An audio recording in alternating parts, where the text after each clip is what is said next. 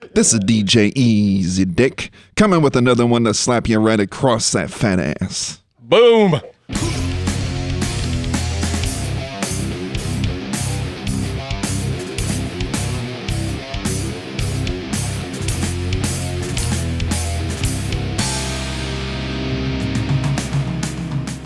This is Off the Edge Podcast. I'm Zach with my buddy Matt, and today we have the great privilege and honor of having one of our good friends in the studio, Jacob Lyon. We also have Jacob Lyon. That's my brother from the same mother.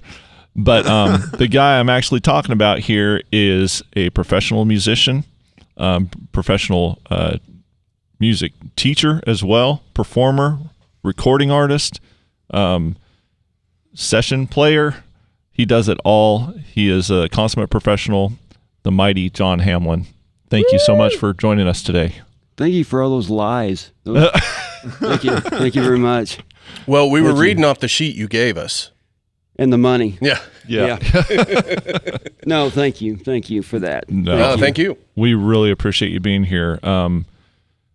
You are like, I've known you for some time. Oh my gosh! I mean, we don't get together very often, but I always enjoy when we do meet up and talk and stuff. But when did we meet? Probably. I'm assuming the first time I met you, you were 18 or 19 years old at ICC. I think I was 19 or 20. Yeah. Were you? Yeah.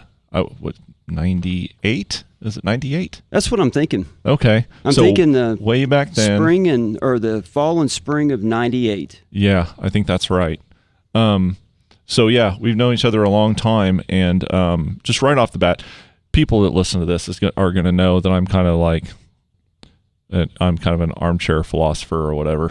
Like I kind of wax mythopoetic or whatever, however you want to say it. But man, something that's always struck me about you, and I've always appreciated and respected, is that you are your education is in music. You are a professional musician.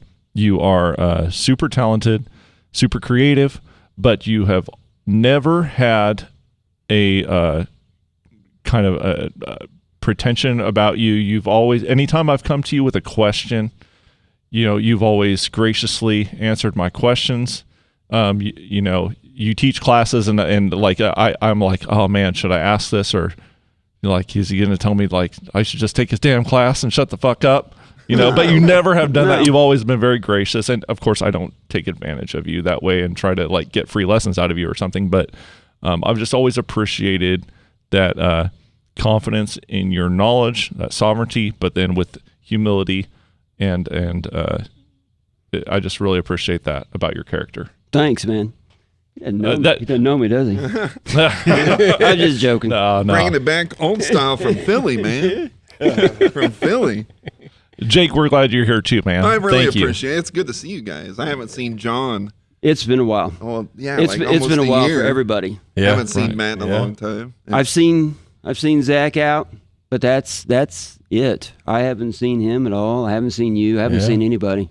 It's really good to be here. Yeah. We should point out that John and Jake are both in the Cattywampus band. Yes. Yeah. Cattywampus. So when they say they haven't seen each other, that means the Cattywampus band has not seen each other. Yes. So Yeah. They've been impacted like a lot of us in 2020 with all the COVID. Everybody's been impacted. Yep. Everybody has over that. And I eat a lot of cheese, and that's what causes it. But The impaction. Yeah. Confucius said it's like a math problem. Sometimes you need a pencil to work it out. Impaction, satisfaction. Well, I can't think of an industry that's probably been hit harder than people that perform for a living, and that's what you do. How has this been for you personally? How is it? I mean, I know from talking to you offline that it's been rough, but could you kind of lay that out for us? It's been tough. I mean, when we're coming up on a year is what we're coming up on now. the beginning of 2020, January, February, Mm-hmm. best months I ever had as far as gig wise. Everybody, I mean, it was great. And all of a sudden, boom, carpets pulled out from underneath of you, and everything's gone. Just cut out. Yeah. It was done. It was done. And the sad thing is a lot of the musicians that travel around here to the regional festivals, you got to remember the year of 2019, everything was flooded and rained out. That's right. Yep. So we were all looking at the next year, and it's been actually 2 years for some of us, with some of our traveling, with some of our festivals. Mm-hmm. But it, just can hope everything just gets better and keeps going. I think the confidence is kind of coming back. I really do. I think I really think the confidence is coming back. I got a lot of friends in Nashville that got hit. Man, I got a lot of friends in Nashville that got hit. The guys that work for majors, they're retained. They're on payroll. Right. The ones that, we're talking about the superstars of the business. Their musicians are retained. They're paid for. But it trickles down. And you get to some of your groups, that are traveling that only make $300,000 a year traveling, club travels. Mm-hmm. Man, those musicians, they're out of luck. Yeah. I got friends that have moved back home to different locations, not here, not my hometown, but other locations that had to move back home. Got a friend that's working for a Home Depot. Got another friend had to move back. He's working for Walmart. Yep. There's nothing. And I just believe until one of the majors in the industry come out and go, we're touring, that's when it's going to start opening. Yeah. Yeah. Once the majors say we're back on the road again, Yeah. that's when it's going to start opening. And it's hopeful. I know that we've, we're working on new music, but we're looking down the road later this year, hoping to play some shows and stuff, and we're looking at that. And it seems like people want to see how the vaccine rollouts do, and I think that's a big concern for people. So hopefully, it seems like they're pushing that stuff out pretty fast. So maybe that will give some of these venues confidence to open back up and take the chance, or with precautions and everything in place, to have a safe but enjoyable festival or shows. Right. That's my hope. But I think things have changed now. Yeah. Things have changed. Things are going to change for the future. Yes. I don't know what the changes are going to be, but we're going to see some changes. It's going to look different. Yeah. Yeah, it's going to be different. There'll be a new normal. Mm-hmm. Yeah, it's going to be something. They just undid everything in Texas, and what was it? Texas and Georgia? I think. I know Texas. It was one of the two. Yeah, Texas and another one. I saw that earlier. Crazy. They did what? Oh, no more mask mandate or anything like that. So Oh, wow. they just, full staff. I think it's Texas and Mississippi. So it's a mandate, but you can still wear if you want to. Yeah, and he's saying, well, They just It's just did a away with the mandate. Right. With the mandate. If you don't want to wear one, you don't have to, and you may not get in trouble like some people were doing. Right. But if you want to wear one, you still can. exactly. But the problem is that these venues or restaurants or stuff like that want people, want to continue having people wear masks, then it's going to be an issue, because you're going to have some asshole is like, well, I don't have to wear no fucking mask. Right. Yeah. You know what? It doesn't matter to me one way or the other, but if I go to an establishment and the employees are wearing masks, then I'm going to do it too. Yeah. Yeah. I just think it's respectful. Well, I just think, a business has the right to say how they want things to be in their business, Yeah. right? So if they Most definitely. So I respect that business, and if you don't want to wear a mask, then I guess don't go in that business. But, Exactly. But, other people don't see it that way. well, sure, yeah. But yeah, moral of the story is I think Texas is the place to go play. Jake, I'm sorry, dude. Could you pull that mic up to you a little bit? I think that Texas is the place really to go jam. I mean, if it's full steam ahead, man. Well, Right. I play think with your mask on, I I think right now the best bet, and this is kind of the trajectory that we're aiming for, is south. We've looked at north, and everybody's still real skittish up north. Oh yeah. You know? Yeah. So we're trying to book for a run in August, and I think especially now, I think going south is probably going to be the easiest. Yeah, see, my festivals, the 6 month window that I have where I travel to all kinds of festivals, bluegrass festivals, folk festivals, anything you can imagine. I have a 6 month window. And in that window right now, I've only got 4 festivals that are a go. And 3 of them are fall. Yeah. Later down the line. Right. But the early ones, the end of April, May, June, right now. All touch and go. Yeah. I've got some of those festivals that they're 4 weeks out and they're still trying to make a decision of if they want to go or not. And there's some of those festivals that can do that. They could advertise in 3 days and get their numbers. Yeah. You know, or advertise in 6 months and still get those numbers. You know, but I think people are starting to get a little bit more confident. Yeah, I think so. I think so. I mean, that's what I feel. And I think people are going to start and, looking for stuff to do.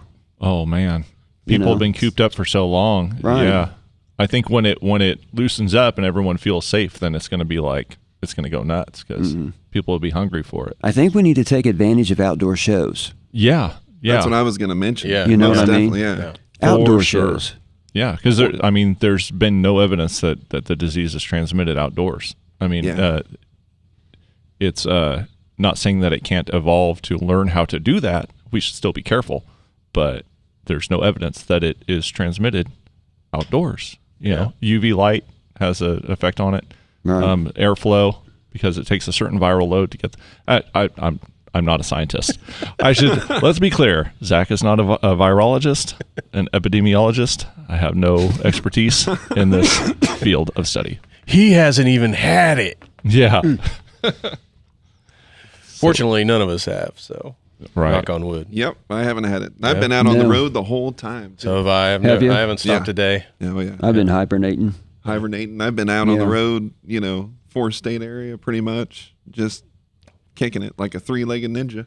I've been real fortunate and have had a lot of extra training. Instead of just having downtime, you go clean some random machine somewhere. They're like, limit your contact. Just go and do some online training. But other than that, especially once school started going back, I mean, all of my businesses are pretty much business as normal.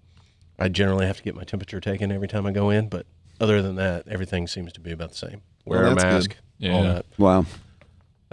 But, you brought up fall festivals. Mm-hmm. Are we looking at Newalla this year? It's a go right now. Yeah? Yeah. Nice. Oh, cool. Yeah, Generalissimo Lori Waslowski. Yeah? She's already called me, and I'm working her bandstand for her with Zach Lum. Yeah. Zach and I have been a team for about 3 years, I think, right now. Yeah. And for people that maybe are not aware of, maybe listening that are away from our area, what our Newalla Festival is. Yeah, why don't you kind of give the lowdown? Because something you should know about John is that he is very involved in the community here in Independence, Kansas, has been a part of the Newalla Festival for many, many years and been a big part of making that a success. So, yeah, why don't you give us a rundown for that? What that is. Our festival here in town started in 1919, and it's a Newalla festival. It's a Halloween festival here in Independence, Kansas, and it's Halloween spelled backwards. It's called Newalla, and it originally was put together to keep the kids out of trouble during the Halloween spirit.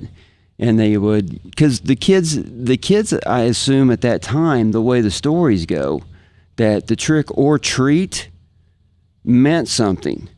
Either you got a treat or the person was going to get tricked. Eggs thrown at your door, stuff like this. So, I mean, it really meant something for trick or treat. And so the Independence, I think some of the city officials got together and created the festival and opened up downtown. They had a parade. They started a parade, and it's gone from there. It's a 100-year festival, like I said, 2019, we celebrated 100 years. Mm-hmm. And it's just been going ever since. And it's something that the whole community looks forward to every year. It's the biggest event that we have in. It's a state function event. I mean, the state of Kansas has quoted that the Neowalla Festival is the largest celebration in the state of Kansas. That's from our there state. You go. Yeah. And this is we're not in a big city or a big town. No, either. we're not. What are we? 8,000, 9,000? Yeah, 9,000 people. And during this festival, I mean, over the years, we've had everywhere from 50,000 people come back to town, and you could take that number higher. You could take that number a little bit lower. But if you even look at 40,000 people that come back to this town, we're a town of 9,000 people. This is a homecoming for people. It's a 10-day festival. Starts off with a musical. Every year starts off with a musical. And then it just leads into a bunch of different events. The Queens events. Then it leads to the outside with the carnival and the bandstand. Bandstands where we all come in. Yeah. Right. But but the festival, it's like I said, it's been going forever. I can guarantee you right now, in this town, hotel rooms for Neowalla are already probably gone because they get booked every year. Yeah. You know, so it's a great festival. It absolutely is. Like I said before, you've been a large part of making that successful or helping to make that a success, especially in the bandstand area. Oh, just keeping the tradition going. That's all. Yeah. You know, it's just a tradition. I've been working with the bandstand. Started working with the bandstand in 1999, and I've been working for the bandstand from 1999 all the way through to today, 2021. Jesus. Crazy. You were the Generalissimo one year, were you not? Yeah, I was the Generalissimo. I was the leader of the band, if you want to call it. I was the leader of the band in 2015, which was it was just awesome. I mean, I was born and raised here. I was born in Independence, Kansas. I was born where the hospital used to be. Right. Yeah, the round part was where I was born in. You know, it was the old hospital. Me too. Yeah, you know. But I was born and raised here, went to school here. You know, my life took a different direction when I was getting into my freshman year of high school. My mom and my stepdad moved to Yukon, Oklahoma, so it took a difference. But I was born and raised here, and man, I can remember all of my Neowallas when I was a kid. I can remember Roy Clark playing on the Memorial Hall stage, and I was just in awe. That's where everything started for me with guitar. Just to tell you that right now, that's where everything started. Was Roy Clark at Neowalla, sitting in the audience with my mother, and just watching this and thinking, "What in the world did he just do to that guitar, man?" Yeah. And I was already taking lessons. I started taking lessons at 5 years old here in town from another guitar player that's a heck of a guitarist from this town named David Smart.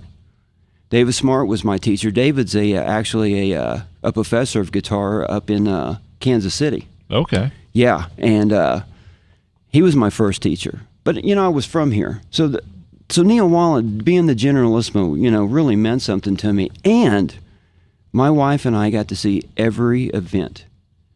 Every event. I have never seen every event. Yeah, neither have I. Or been involved in every event. A lot of stuff going on. Oh my God. It was so much fun. It was so much fun to see how much fun the people that do the musical do have. Yeah. It was a lot of fun to see the Queens. I went to some of the Queens different meetings that the General's invited to. The girls make such a different relationship being in Queens together. Yeah. Yeah, they become a really a tight group. Yeah, It's kind of like a little sorority. Yeah. They were the year 1998, 1999, 2000. That was our year. So it's Right. kind of like, you know, a little sorority. Nobody else will ever be in that group Right. except those girls, and they get tight. I got to see that. Got to eat some hot barbecue. Oh yeah. That chili. Oh my gosh, I got to eat the hot chili, but I had so much fun. It was just so much fun. That's awesome. Yeah, so much. Speaking of growing up in Independence, Kansas, I heard a rumor that you were quite a soccer player when you were a kid.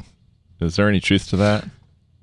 Where did you hear that from? I'm not giving up my sources. Wow. No, a coworker of mine, I told him that we were doing this podcast. He's like, oh, he's a couple years older than me, but I remember at the Lutheran school, I thought he was a really good soccer player. I was like, all right, I'll ask him about that. Yeah. Actually, boy, that brings up a crazy story. Back in my childhood, this is going to lead up to what he's talking about here, and it's kind of funny.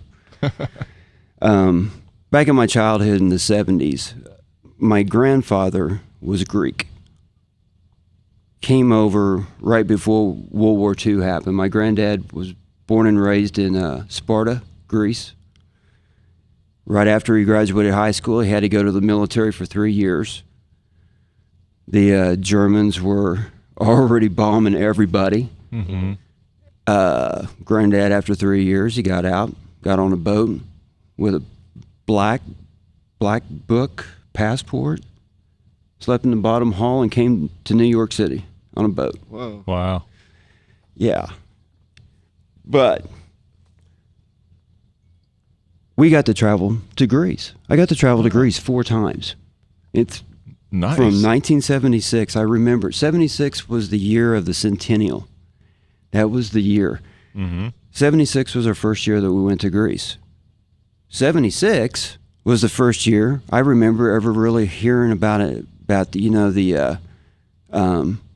Remember the American Soccer League with Pele? Yeah. With the Cosmos, the New York Cosmos. I started to become a soccer fan from watching on TV. Well, we went to Greece. Well, I got to learn how to play soccer. I got to learn how to play soccer in Greece. Oh. Yeah. All right. Cousins and relatives. We weren't just going to Greece for vacation. We were going to Greece to go meet family. Right. I got to meet my grandmother's mother, my great-great-grandmother. That's awesome. Yeah. I mean, I got to meet cousins and uncles and oh my gosh, it's huge. It's huge family, but that's what we did every year. Every summer, my granddad would close down the restaurant here in town for a month. We would travel to Greece. So when I go to Greece, I would get with my cousins, which were learning how to speak English in school, was one of the things that they teach. You're going to learn how to speak English. So we were speaking. Yeah. Dude, go down to the church lot that was down the road, and I was playing soccer with the Greeks. I was getting beat up. I was the American. Right. Oh, yeah. So I was show this Yankee what's up. Exactly. I was learning I learned how to play European soccer, and then when I came back here, we started playing soccer in school. Around that time was the very first year that the rec center had the soccer program here in town. I was in the very first soccer program here in town, and it was so much fun. It was so much fun. Yeah. But I learned how to play European soccer. I had foot tricks. Yeah. All kinds. European soccer I think it's more elegant. When you look at European soccer, just a lot of passing. There's no ball hogs in European soccer. Right. That's what I like European a lot better. Right. It's pretty cool. Yeah, and there was a few guys that were on the team. There was Shane Schaubel was on the team, and I mean we had quite a few people and few athletic guys. It was fun. But yeah, I enjoyed playing soccer when I was a kid. I think I scored something stupid in goals like my first year. I mean, it was something stupid. It was like 38 goals. Wow. I had 8 goals in one game. Oh my goodness. Yeah, I'd do fast break. Mm-hmm. We'd be passing, and they would try to get me the ball, and the next thing you know, I'd be zipping down the sideline, and I knew how to hook ball. Yeah. I knew how to hook them different directions from European soccer. I mean, cool. It was unbelievable how I got to learn how to play soccer, and then came back here, and That's just a huge advantage. I had a different skill. Right. I was learning a different not learning a different way of playing soccer. I was just ahead of everybody. Yeah. I just had an advantage doing that. Right. He was a ringer. And there was a kid that was here in town, and I cannot remember his name, but he was a kid that was a German kid that was here in town that we played against each other. When we played against each other, it was a war. Oh, yeah. Yeah, because we really, man, if we were on the same team, oh my gosh, we'd be scoring 20 goals a game. Right. Yeah. I can't remember his name, but it was when I was a kid. But yeah, I enjoyed soccer. That's cool. That's something I had no idea. Yeah. That's pretty cool. I was into sports. I was into baseball. I was into football. Oh, I'm good. I was into sports. And I was into sports when I was in high school. And I was also into music. Yeah, obviously. Yeah, I was into music for a long time. I was into sports, but yeah. Soccer, once I moved to Yukon, Oklahoma, I played soccer in their rec soccer leagues up there. Oh, or down in Oklahoma when we moved. But yeah, I played, I think, 2 or 3 years here. I think it was what it was. That's so weird that someone just said, yeah, I remember John Hamlin he was an awesome soccer player. Out of everything. Yeah. You know. Isn't that crazy? Right. Yeah. That's crazy, man. Yeah, I know. Well, that was cool. Thank you for the story, man. That was awesome. He's like, how do you know that? Yeah, I know. What? Yeah, man. Yeah. Where'd you get some research on me, man? I work Some with a research. guy named Darren Scott, and he's got an older brother that's about your age, he said. And he said he remembered seeing you at the Lutheran school, I think. Yeah. And he just remembered you being a really good soccer player. This is a coworker of ours, and he's been on the podcast also. He's really into homesteading and hunting and living off the land as much as possible. So we talked to him about that. But Oh, that's cool. friend of the show, really good guy. But yeah. Yeah, that was during the time I was at Lutheran. Yeah. That's coming up on 40 years, coming into our 8th grade year. After this year, 40 years coming into my 8th grade year at Lutheran. Because 8th grade year is your last year at that school. Yeah. Yeah, 40 years ago. Man, time goes by. Yeah. It does. I mean, No quick. kidding. Yeah. I mean, we mentioned that You don't have you're a anything else musician. that you're going to throw out there, No, do you? no, I don't think I have any other I heard curveballs. something else, too. We got a few curveballs. We're just saving, you know. Heard you got a big old guitar sitting over there. No, we mentioned that. Yeah, you play guitar. That's such an understatement. I take it back. You are a guitarist. You are a student of the instrument and also a teacher of the instrument. But why don't you give us kind of a rundown of what you do? Maybe what your inspirations are.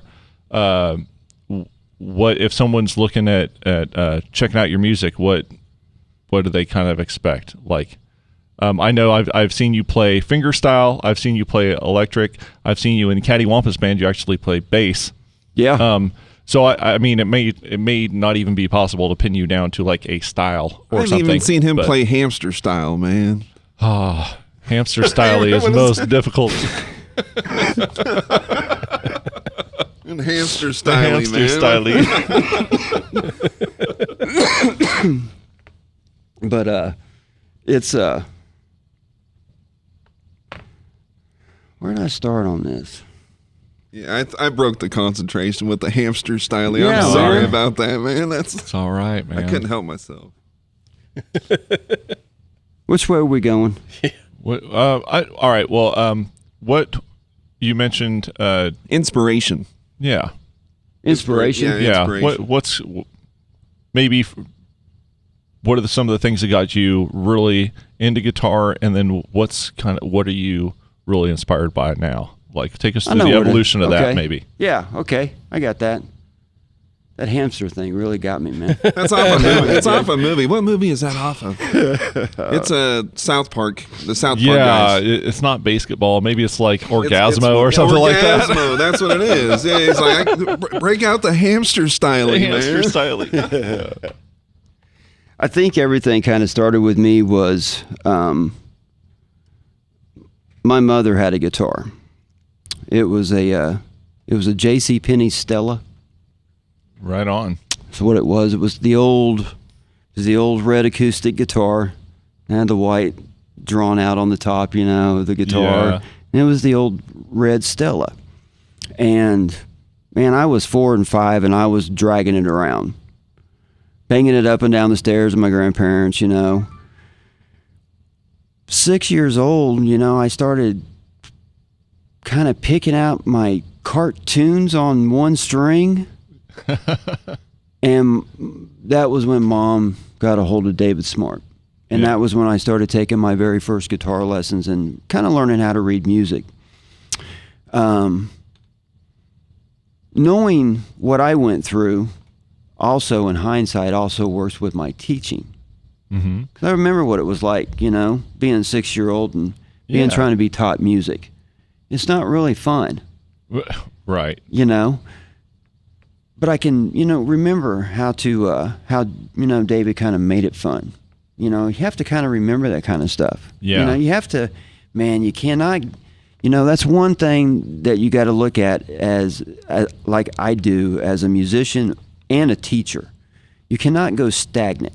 You can't do that. Mm-hmm. You can't just think, oh, I'm old. Yeah, I'm old. But I still got to think back to figure out, you know, how I was when I was a kid, especially on teaching, you know. And I've had such good response from my younger kids of remembering, you know, why I hated to learn how to do the music, why I hated to think, well, why do I need to know what this whole note, half note, and quarter note is? Why do I need to know why that circle's colored in? What, you know? Yeah. 6 years old, that's not really you know, at that age, you're still trying to learn how to do ABCs, I think, aren't you? What is that? You know, kindergarten still, first grade? Yeah. You know, but anyway, but in hindsight, that's when, you know, it really works out, you know, thinking that way. But inspiration was, like I said, I was dragging the guitar around. I started picking out cartoon themes. I remember them, like the Hanna-Barbera. You know, the little cartoon themes. I started picking them out on the one string. My mother was like, lessons. Yeah. So are you still doing jingles and everything? Every once in a while. Yeah. Yeah. Every once in a while, I'm still working jingles and different things. But I worked jingles for 8 years down in Oklahoma City. But yeah, that's a different part of my music career that I had was that, you know, because a lot of people don't realize that I studied guitar for a lot of years, but I didn't really start pursuing this until I was about 25 or 26. Oh, all right. You know, this wasn't a pursuit that happened with me when I was young. What it was when I was young, I was getting learning all of my technical skill is what I was doing on the guitar. And there was a few places, you know, that I was playing just to play live. Right. Because my mentor and teacher is Edgar Cruz. Edgar Cruz, you want to talk influence, Edgar Cruz was a major influence of mine. Major. When I moved from here after taking guitar, because I took guitar from David Smart, like I said. After David Smart left and moved to Nashville, my next teacher was Nona Boyd. And Nona got me into a totally different style of guitar. With David, I was learning notes. When I got in with Nona, all of a sudden, I was learning full C chord, full G chord, full D chord. My fingers were flying. I mean, it didn't feel like I ever had a growth period. It was just like, bam, I was like a sponge. I think it was 8, 9. Started learning my big chords. Next thing I know, 12 years old, man, I'm playing guitar for a church choir. Heck yeah. Yeah. Yeah. That was the scariest gigs I've ever had in my life, is playing guitar for church.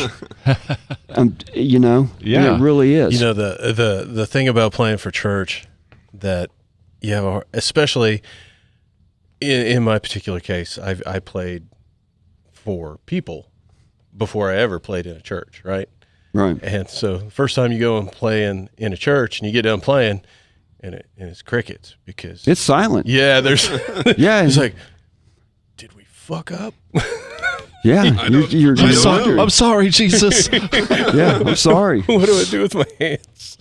Yeah, That was supposed to be a 7 card. Damn it. yeah. You just have to learn.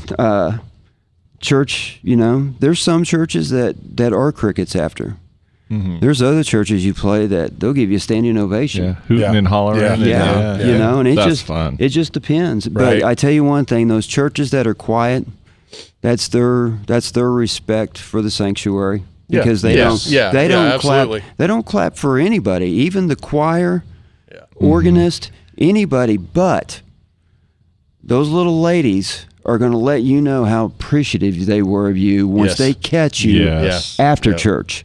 Right. That's when you find out how good you did, because if the ladies talk to you, you were You good. did all right. Yeah. Yep. But if they look at you and go in the kitchen, you're done. You won't be playing. You won't be playing for another month or two. But anyway, inspirations growing up, of course, like I said, was Davis Barton, Ona Boyd. But when I moved from Independence, I was going into my freshman year of high school. 1982 is when we moved, and I went through several teachers in Oklahoma before I found the God to me of fingerstyle guitar is Edgar Cruz. I saw him play at a festival in Oklahoma City when I was in high school, freshman year. It was downtown. It was the Arts Festival. He was playing outdoors. He was doing all this fingerstyle stuff. He was playing stuff I remember that Roy Clark played. Yeah. And I was like, oh my gosh, it just opened up a totally different avenue, because I never really saw this.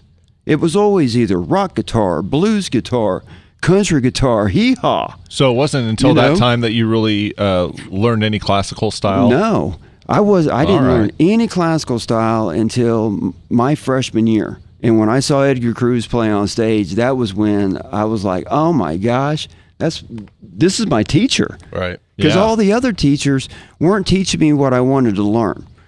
They didn't realize that what they were trying to teach me, I had already had, and I could show them. But they Right. were wanting to keep teaching me that. And I was like, no, that's not working. Yeah.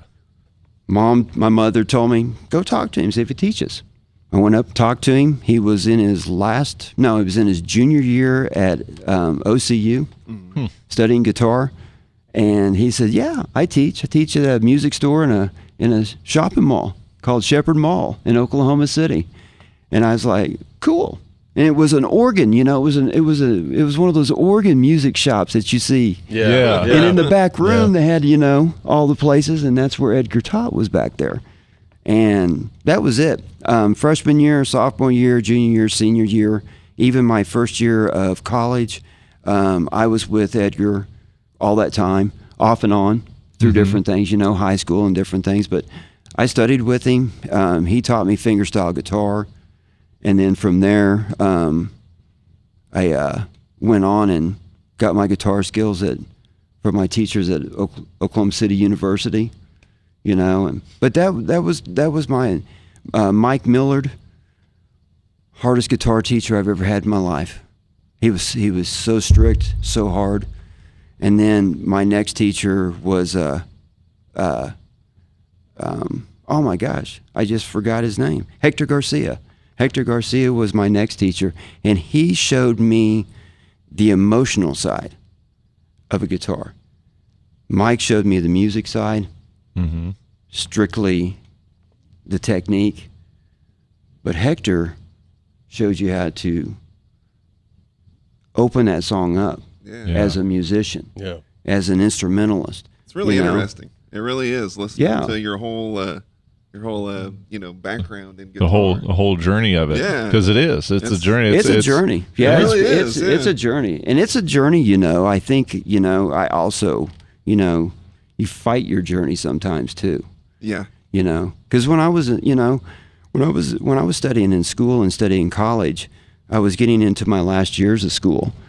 And I had the opportunity from one of my teachers to write some jingles for an ad company in town in Oklahoma City, because I was studying.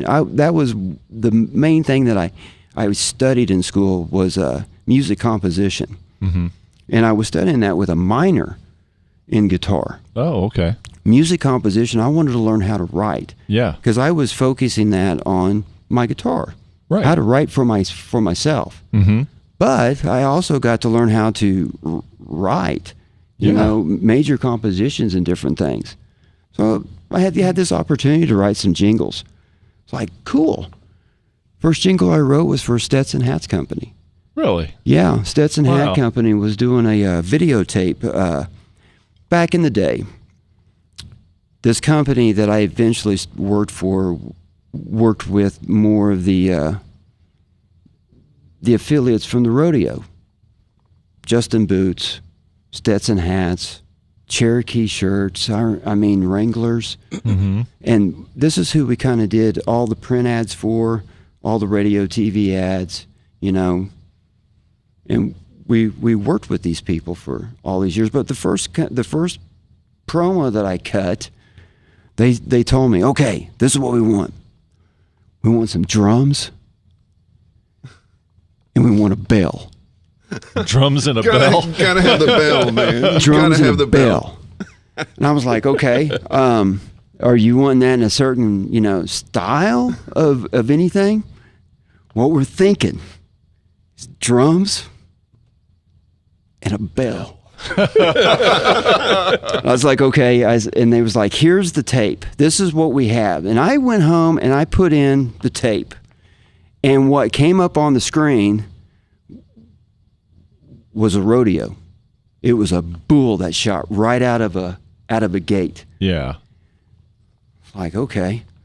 So that bull shot out of the gate, and the first thing I thought of when I saw it, kind of took me by surprise, I thought of was a whistle.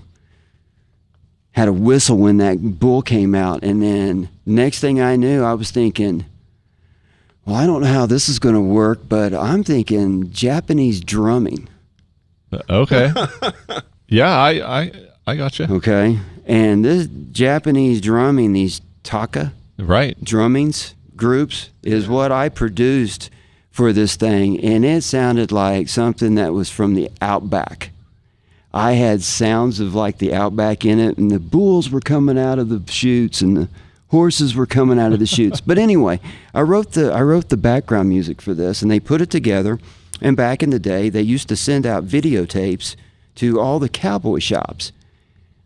They would plug them into their TVs. I don't know if you guys remember like TVs that would be sitting on like the cosmetic table. Oh, yeah. And they'd be Definitely. running. Yeah. Well, this is what this was produced for. Okay. That's cool. Shepler's was getting the videotapes. All the Montana, I forgot what the other, but all these, you know, retail shops, you know, the cowboy shops were getting these. And that's what was being played on a loop. And that was my first gig, and it went from Stetson, and then the next thing you knew, I did something for Justin Boots, and next thing you know, they're asking me, hey, would you be interested in working a job with us? Actually, we could put you on. You'd be a contract labor, and we could work. And I'm like, yeah, sure. Well, 8 years later, I did that for 8 years. Really? Yeah. Wow. I actually, when I moved back here to Independence, I did it for another 2.5 years from a bedroom studio. I had no idea that you did any of that. That's amazing. That was where I was making all my money from. Yeah. Because that was my job. And when I moved back home, it wasn't something that was. It wasn't like. I had to think about what I was fixing to do. I was moving back to Independence to help take care of my grandmother. Oh. My grandmother and I, at that time in our lives, we were the only family left. Mm-hmm. We were the only family. It was my grandmother and myself. And just the way I was raised inside the family, I just didn't feel right that my grandmother was here by herself. Yeah. So I moved back home, but I had the ability to bring my job with me. So for 2.5 years, when we were at ICC together, Yeah. I was in the middle of Christmas jingles in July. Yeah. I had no clue. Yeah. That's amazing. Yeah, I was writing jingles, you know, sending them off, getting Yeah. a paycheck. Yeah, and did that for 2.5 years. Then the company sold, and then the new owners came in and got rid of the 3 writers and went full canned music. Yeah. Yeah, so canned music is good and bad all at the same time. It's nothing like having a writer on a staff that can personalize a jingle for a company. Yeah. Sure. You can't personalize a jingle for a company coming out of canned music. You just can't do it. Right. But you can, work in ads. Yeah. But that was something that I did. But yeah, the guitar wasn't being pursued. The technical skill was being pursued. Right. That was what was being pursued. The writing, learning how to write was being pursued. And it wasn't until, it was about my last year, I was in Oklahoma City, I started playing a few places. I started catching the bug, if you want to say. Then I started playing a few of the festivals. Oh man, that was it for me. The bug was caught. I was trying to think. I had Edgar on the phone all the time. Dude, I'm ready, man. How do I get this going, Yeah. And Edgar, like I said, is my mentor. He was, if you want to say, my McDonald's franchise. If you want to say it that way. Yeah. Yeah. And I love to say it that way because what he did, I didn't change. I pursued it the same way. Right. When he told me, I think you need to go and talk to this festival, I went and talked to him. I knew that he was giving me stuff that I could get into now. Right. Yeah. And as time went on, other things happened, other festivals happened. But Edgar, always been able to just call him on the phone, ask him any question, and he's there to answer. I think that's where you were at the very first, you were talking about the humble side. Yeah. I was never around any arrogant style of musician. Right. Edgar was never an arrogant style of musician. Hector Garcia was never arrogant. Mike Millard, for being the arrogant, pompous musician that he was, you get the guitar out of his hand, and he was the kindest man you ever met. It was around the education with him. Yeah. He was, oh my gosh, he was the toughest teacher. I mean, I got kicked out of class. It's like whiplash for guitar. Yeah. Oh my gosh. I mean, he was such a perfection person on classical guitar music, the roots of guitar, the Spanish guitar. He was such a perfectionist in that I was learning how to play pop arrangements like Edgar Cruz. Edgar Cruz, Edgar Cruz's senior year recital is the song that was included that went bonkers for everybody that Edgar Cruz started was Bohemian Rhapsody on solo classical guitar. Oh, wow. He's the one that started the revolution of all these other guitar players that you see that are playing. Yeah, taking songs and then arranging them for a single guitar. Yes. With all the parts. And yes. Yeah. Edgar did. That's on YouTube too. You can get on there and watch it on YouTube. Edgar, pretty cool. Edgar recorded that song for his senior recital. Wow. Is what he did. And he went through and did that whole composition. I still remember him working on that composition when we were having lessons. Mm-hmm. It wasn't more than a year and a half later, a movie came out called Wayne's World. Yeah. Oh my God. It just popped. Boom. That was it. That was Edgar's call right there. Right, the song, He was on Good Morning America, came through Oklahoma City. He was on Good Morning America. He was on all the TV stations, all the radio stations, traveling all over the place for one song. Wow. Having a whole concert, but playing for one song. And Bohemian Rhapsody is what opened it up for other guitar players. Because there's all kinds of versions. Yeah, sure. But Edgar's version, I believe, was one of the first and few. Because his version, I believe, was created in 87 or 88. 1987, 1988. And it's on his second recording called Classical Demands. Wow. Do you remember headbanging to that when we were going to go see Wayne's World? Oh, yeah, man. We were in the back of the car. headbanging to Bohemian Rhapsody. Oh, I'll yeah, always man. remember that, man. Yeah. Good times. I remember that song from being at the pool, Sure. Oh, I mean, great learning song. how to swim and all those crazy songs in the background from the 70s and stuff. We did a Christmas video for my dad. I took all the grandsons and recreated the scene, or recreated that whole segment from where the car pulls up and picks each of them up, and they're in the car and they're driving through town. We recreated that for a Christmas video because that was one of his favorite scenes out of Wayne's World. And that was 3-4 years ago. That is cool. Nice. Yeah. That You're is gonna really cool. spew into this. We actually did that. That's funny. That was one of Quentin's former flames.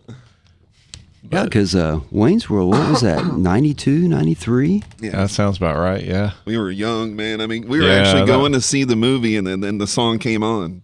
So I remember driving down the road, and it comes on, and I'm headbanging in the back, and Zach's headbanging. That was in we were ready to go. Haven't stopped since. Never Yeah, I was in stopped. Oklahoma City. I remember when that movie came out because, see, I remember the sketch from Saturday Night Live.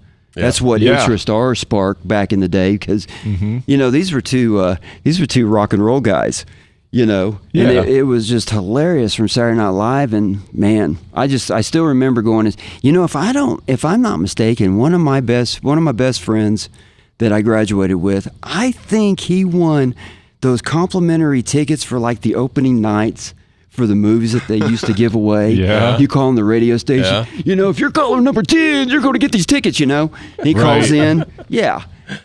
Yeah, and I think we went to, I think we saw that on one of the, what they call the movie premiere. Mm-hmm. Yeah. I think That's awesome. Yeah. Come Got a and movie- see Gravedigger, Bigfoot. Yeah. Sunday, Gravedigger. Oh, Hey, now. Don't. Yeah. Man, With special musical guest John Hamlin. yeah. John Cena. That's crazy. But just crazy. So what we're talking about music as a journey. Well, the journey has not stopped. It never stops. There's never really a destination. Right. You never really get there. So where are you on your journey now? Like, what are you working on now? What do you Trying to get a gig. Yeah. Yeah. well, that's Trying to true. live. Yeah. Poor man's just trying to get a gig, man. I hear you, No. man. You've done jingles. You talked about classical style, and that's when I first met you. That's how I was like, oh, he's an awesome classical guitarist. Yeah. And then it's like it blew my mind. Ray got me involved with the Trends group. I mean, I was there to make sure the sound was go for you guys and everything Right. else, and kind of because Ray was he was kind of working on things behind the scenes, but I was kind of like hands on with you guys, Yeah. in class, and. In some ways, I was just like, this guy is way too talented to be like our babysitter. Well, all of a sudden, Ray was like, he's like, hey, I'm gonna get you and your guitar involved, and I'm like, you are? And he goes, yeah, it's advertisement. We're gonna advertise it. It's advertisement, man. So I was like, well, what do you want me to do? He's like, oh, he goes, you play Malagueña, don't you? And I'm like, well, yeah. I go, you've heard me play it. He goes, well, that's what you're going to do. You're going to do Malagueña. And I'm like, okay. And I remember doing that. Yeah. Yeah. It was just the weirdest thing because, all of a sudden, you got all these singers and all of a sudden you're like, the singers leave the stage and like, here, solo guitarist John Hamlin's coming up to play Malagueña, And I wanted to do something where, we had the singers and guitar going at the same time. Right. Ray was like, no, we're going to do this. That's what we're going to do. But it worked out good for the show. Yeah. It was a Absolutely. blast, man. I mean, I never in my imagine. You remember when we toured? Yes. You remember? I do. You remember the that. tour? Yeah. Oh my gosh! You talk about that was a fun time. Man. Yeah. It was a blast. We had- It was such a blast. At the end of the year, we're over here like reminiscing. Is Yeah, what we're no, doing. like, No, that's- if you that's don't know, what like, it's about. We need to add everybody into this conversation. John is still employed by the No, not anymore. Oh no, you're not. You're not teaching through the college anymore. No, I taught for 15 years.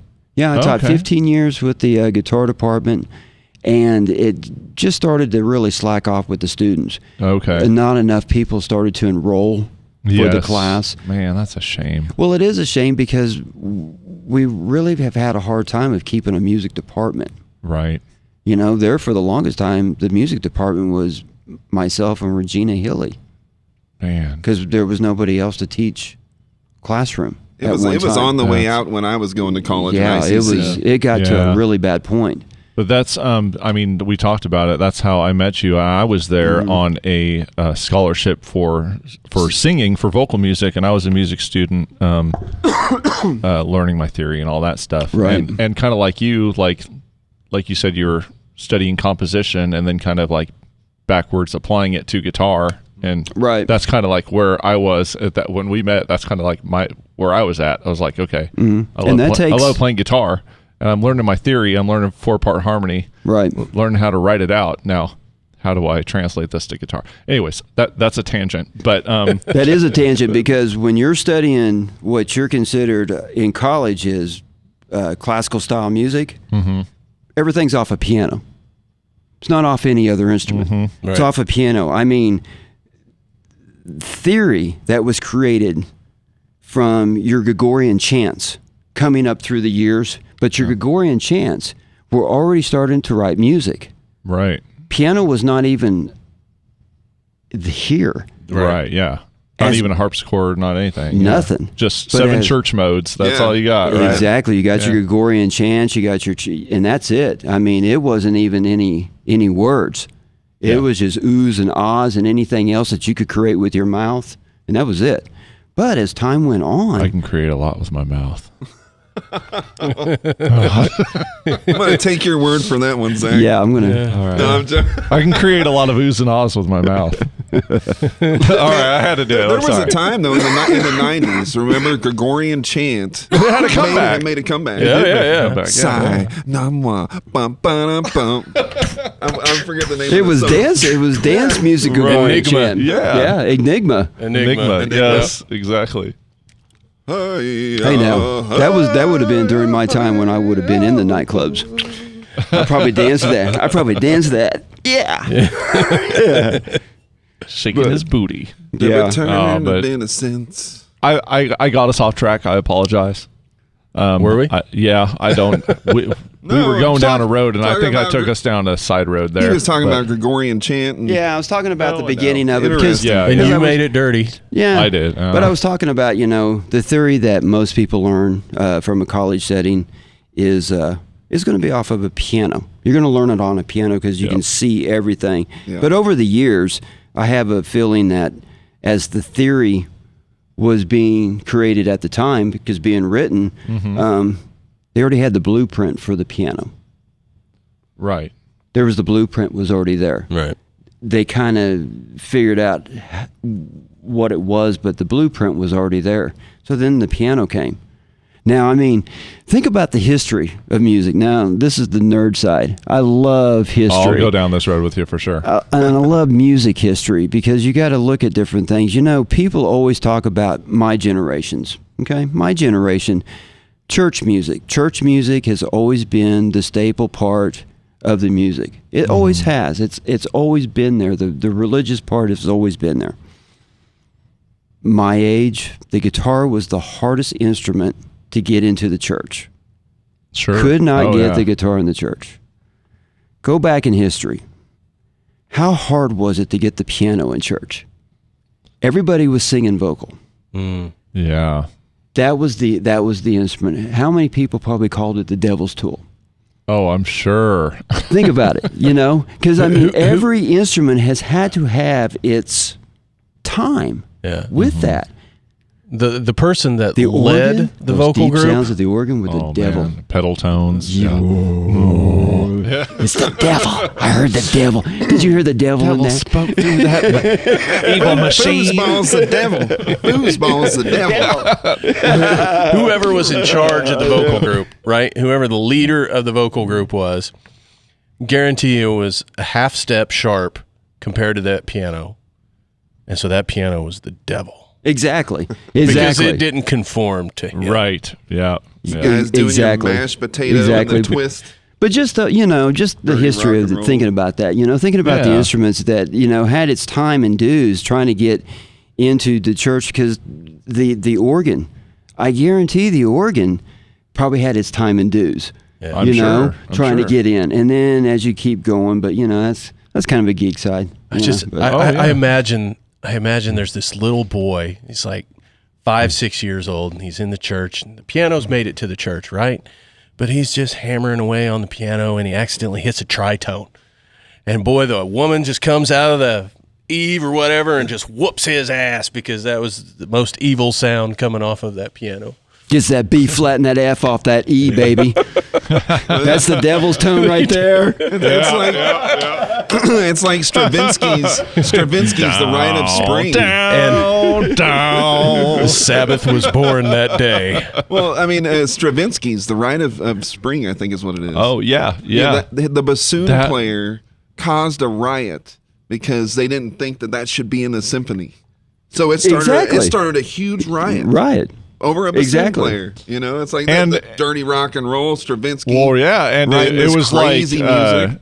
And it's like that was pagan. It was like like a pagan rite. Is what that was supposed to be. I made Declan listen. Very, very controversial. And I think another thing nobody really thinks about, a heavy metal version of that would be fucking awesome. Just saying. Dude. Bonus track. Sweet. That'd be sweet. All right, yeah. But I mean, Get on it, John. Counting on you, man. Stravinsky. I'm just kidding. All right. I got to Sorry. get that going. Go ahead. No, but anyway, just thinking about different things, thinking about composers too. Everybody always talks about Bach, Beethoven, Mozart. They always talk about them, but a lot of people just don't realize how much of a rock star these people were. Oh yeah. Yeah. They don't realize. I mean, they were the major artist of the day.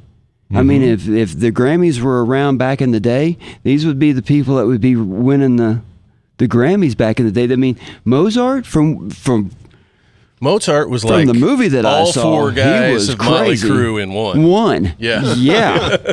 Rock me, Amadeus. Yeah. But Yeah. but I don't know, man. I just love music history. I just love looking back and and just the history. Just love it. Yeah. Yeah. There's so much to draw from. How does that inform your original music?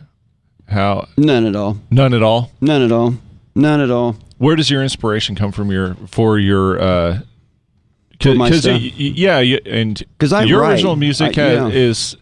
I mean, it would be really hard to peg you down to a style. I figure. I think you play in different styles. So I'm just like, do you just kind of go into it saying like, I kind of want to do this thing? And I mean, how do you go about it? How do you go about your writing process? Well, kind of depends. Because I practice.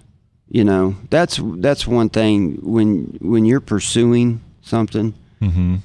You've got to practice. You've got to practice. It's like this last year. That's what I've been doing wrong. It's practice. It's this last year. Like I said, I haven't gigged. I really haven't worked since last March, coming up on a year. I think I took the first month off because I was spending my time trying to figure out how to get government money. I got turned down on everything. Everything. But I went through that first month, and then after that, I got into a practice regimen. Yeah. Practice regimen of working on technique is a difference than a practice regimen working on improv. Yes. Okay. 100% agree. working on technique is basically working your fingers, working through scales, making sure your fingers are limber, making sure your technique, making sure your timing. It's your timing that you're really wanting to work on. When you're working on your improv stuff, those are licks. Those are stuff that's been going on in your brain forever.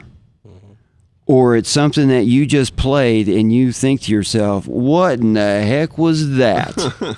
And you remember it. And then you play it again. And then you get that chill and you're like, here we go. That's how you know something's good. That's nice. Yeah. I got my lick. I got what I'm looking for. Yeah. And then you start building around it.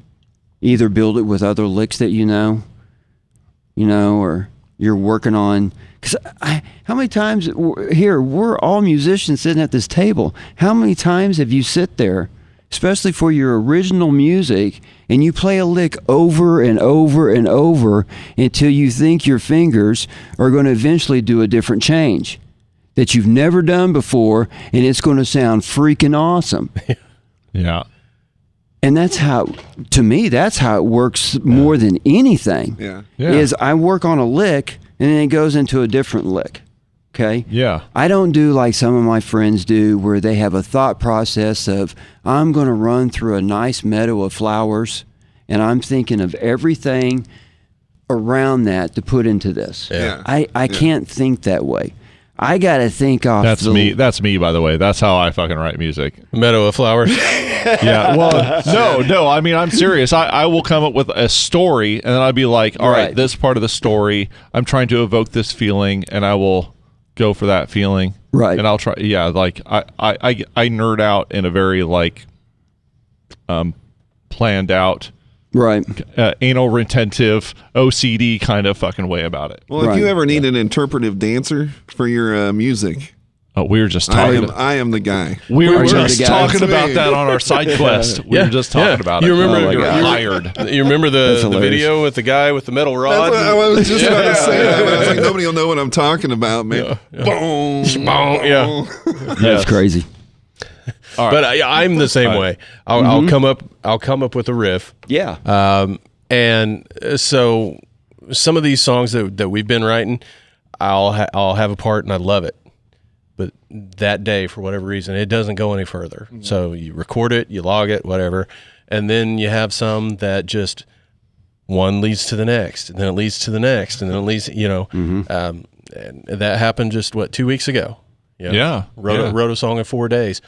Moved the arrangement around afterwards, but it was. But it's the writing. Yeah, it just it's and you never know what you're going to get when it spills out of you. Is when it feels so good. Oh, Yeah. some of my That was dirty. Some of my most requested songs that I play are songs that was a lick that I came up with from playing in, like an improv session.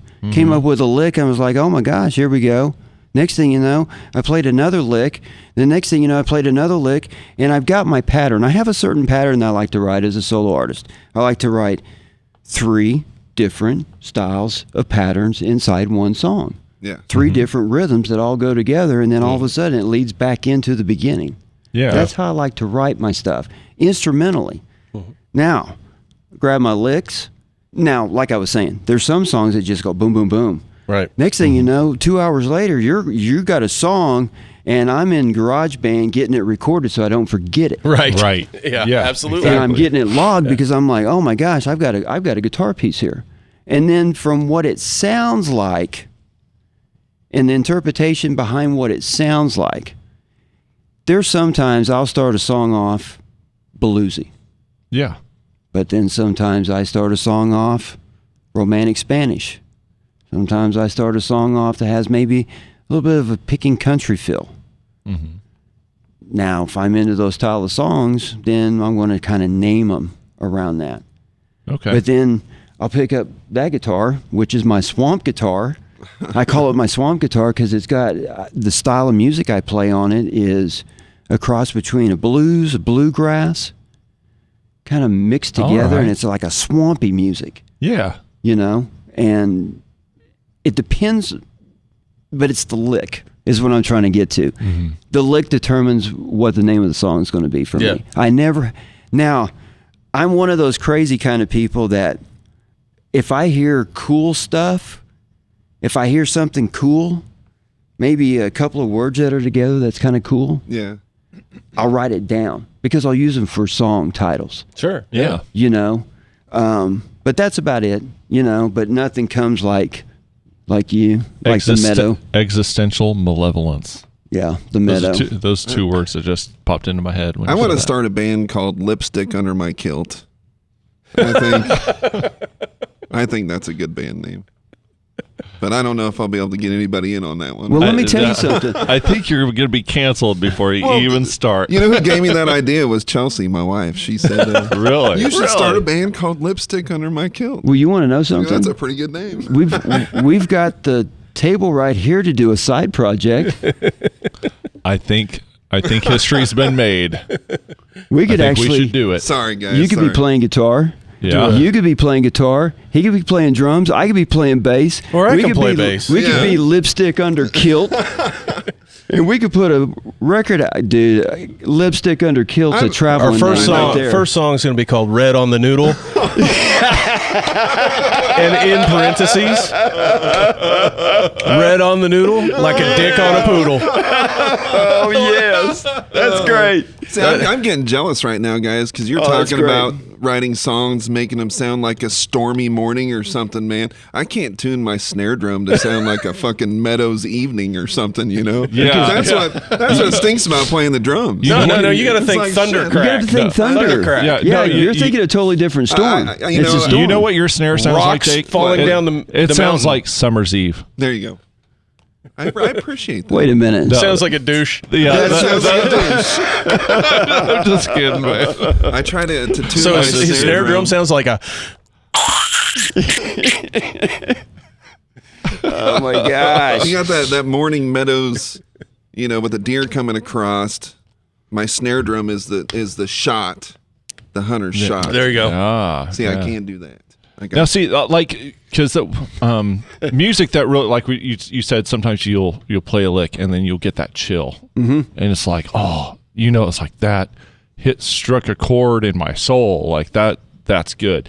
It's like music that makes me feel that way. Like it will evoke kind of a scene. Like maybe it'll be like sunset over the lake. You know, like I'll get like a visual representation almost from the feeling of that. And it's like, Now, I love I get that. that after the fact. after the fact, yeah. After Yeah, the fact. and- I don't and get do too. anything before the fact. It's always after the fact, and it's always in the style of music that it is. If it's blues, then your thought process is going to be blues, and then who knows what that blues might be. Right. Because, you know, blues is an open book. Yeah. Oh, yeah. There's a lot of different blues. You know, you can be good blues or bad blues, you know. But it's, anyway. it's more of a structured thing than Right. when you're writing. Yeah, it's Yeah. it's kind of like my swamp music. It's when I come up with a really catchy tune in my swamp music.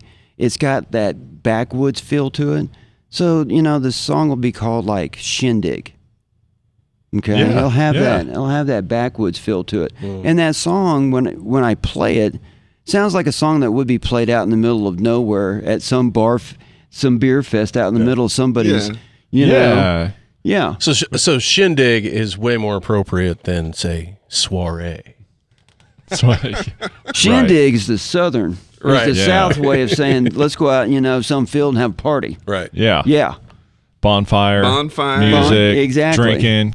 yeah, Yeah. Getting together, socializing, something we haven't been able to do for a year. Chasing I know. gators. I know. Well, Chasing gators, yeah. would now be a good time? Could we take a small break and we'll set up Set your it guitar and we'll hear something that you got? Yeah. That'd be cool. All right. And then we got to talk about the band. Yeah. Yeah. Yes, we'll definitely do that. Yeah. We got all kinds of stuff we can talk about. Yes. I feel like we probably have about 5 podcasts worth of things to talk about. Probably. Definitely, yeah. And we're not going to get to it all tonight, but we'll definitely touch upon the band since we got both of you here. And Cattywampus Band is one of our very favorite bands, if not the favorite. So we will definitely get to that. But I'm gonna pause this for a second. We'll get you set up, and then Cool. we'll hear some It's been fun. live music by John We'll be back. Hamlin. Very cool. What do you want to do? I want you to just Want me to play? show us some of the swamp stuff that you've been talking about. I can show you some swampy stuff. I want to get swampy. I want to get swamp ass in here. Yeah. Okay. I knew it was going to go there. I'm gonna get swamp nutso coming out here. That's my next song. I'm gonna do is swamp nuts. Reminds me of the Toxic Avenger, man, when you start talking about swamp ass. Yeah. Are you talking about the movie, the old B movie? Oh, Yes. Yeah. Okay. Yeah, I remember seeing that. Well, before we took break, I was talking about Shindig, right? Yeah.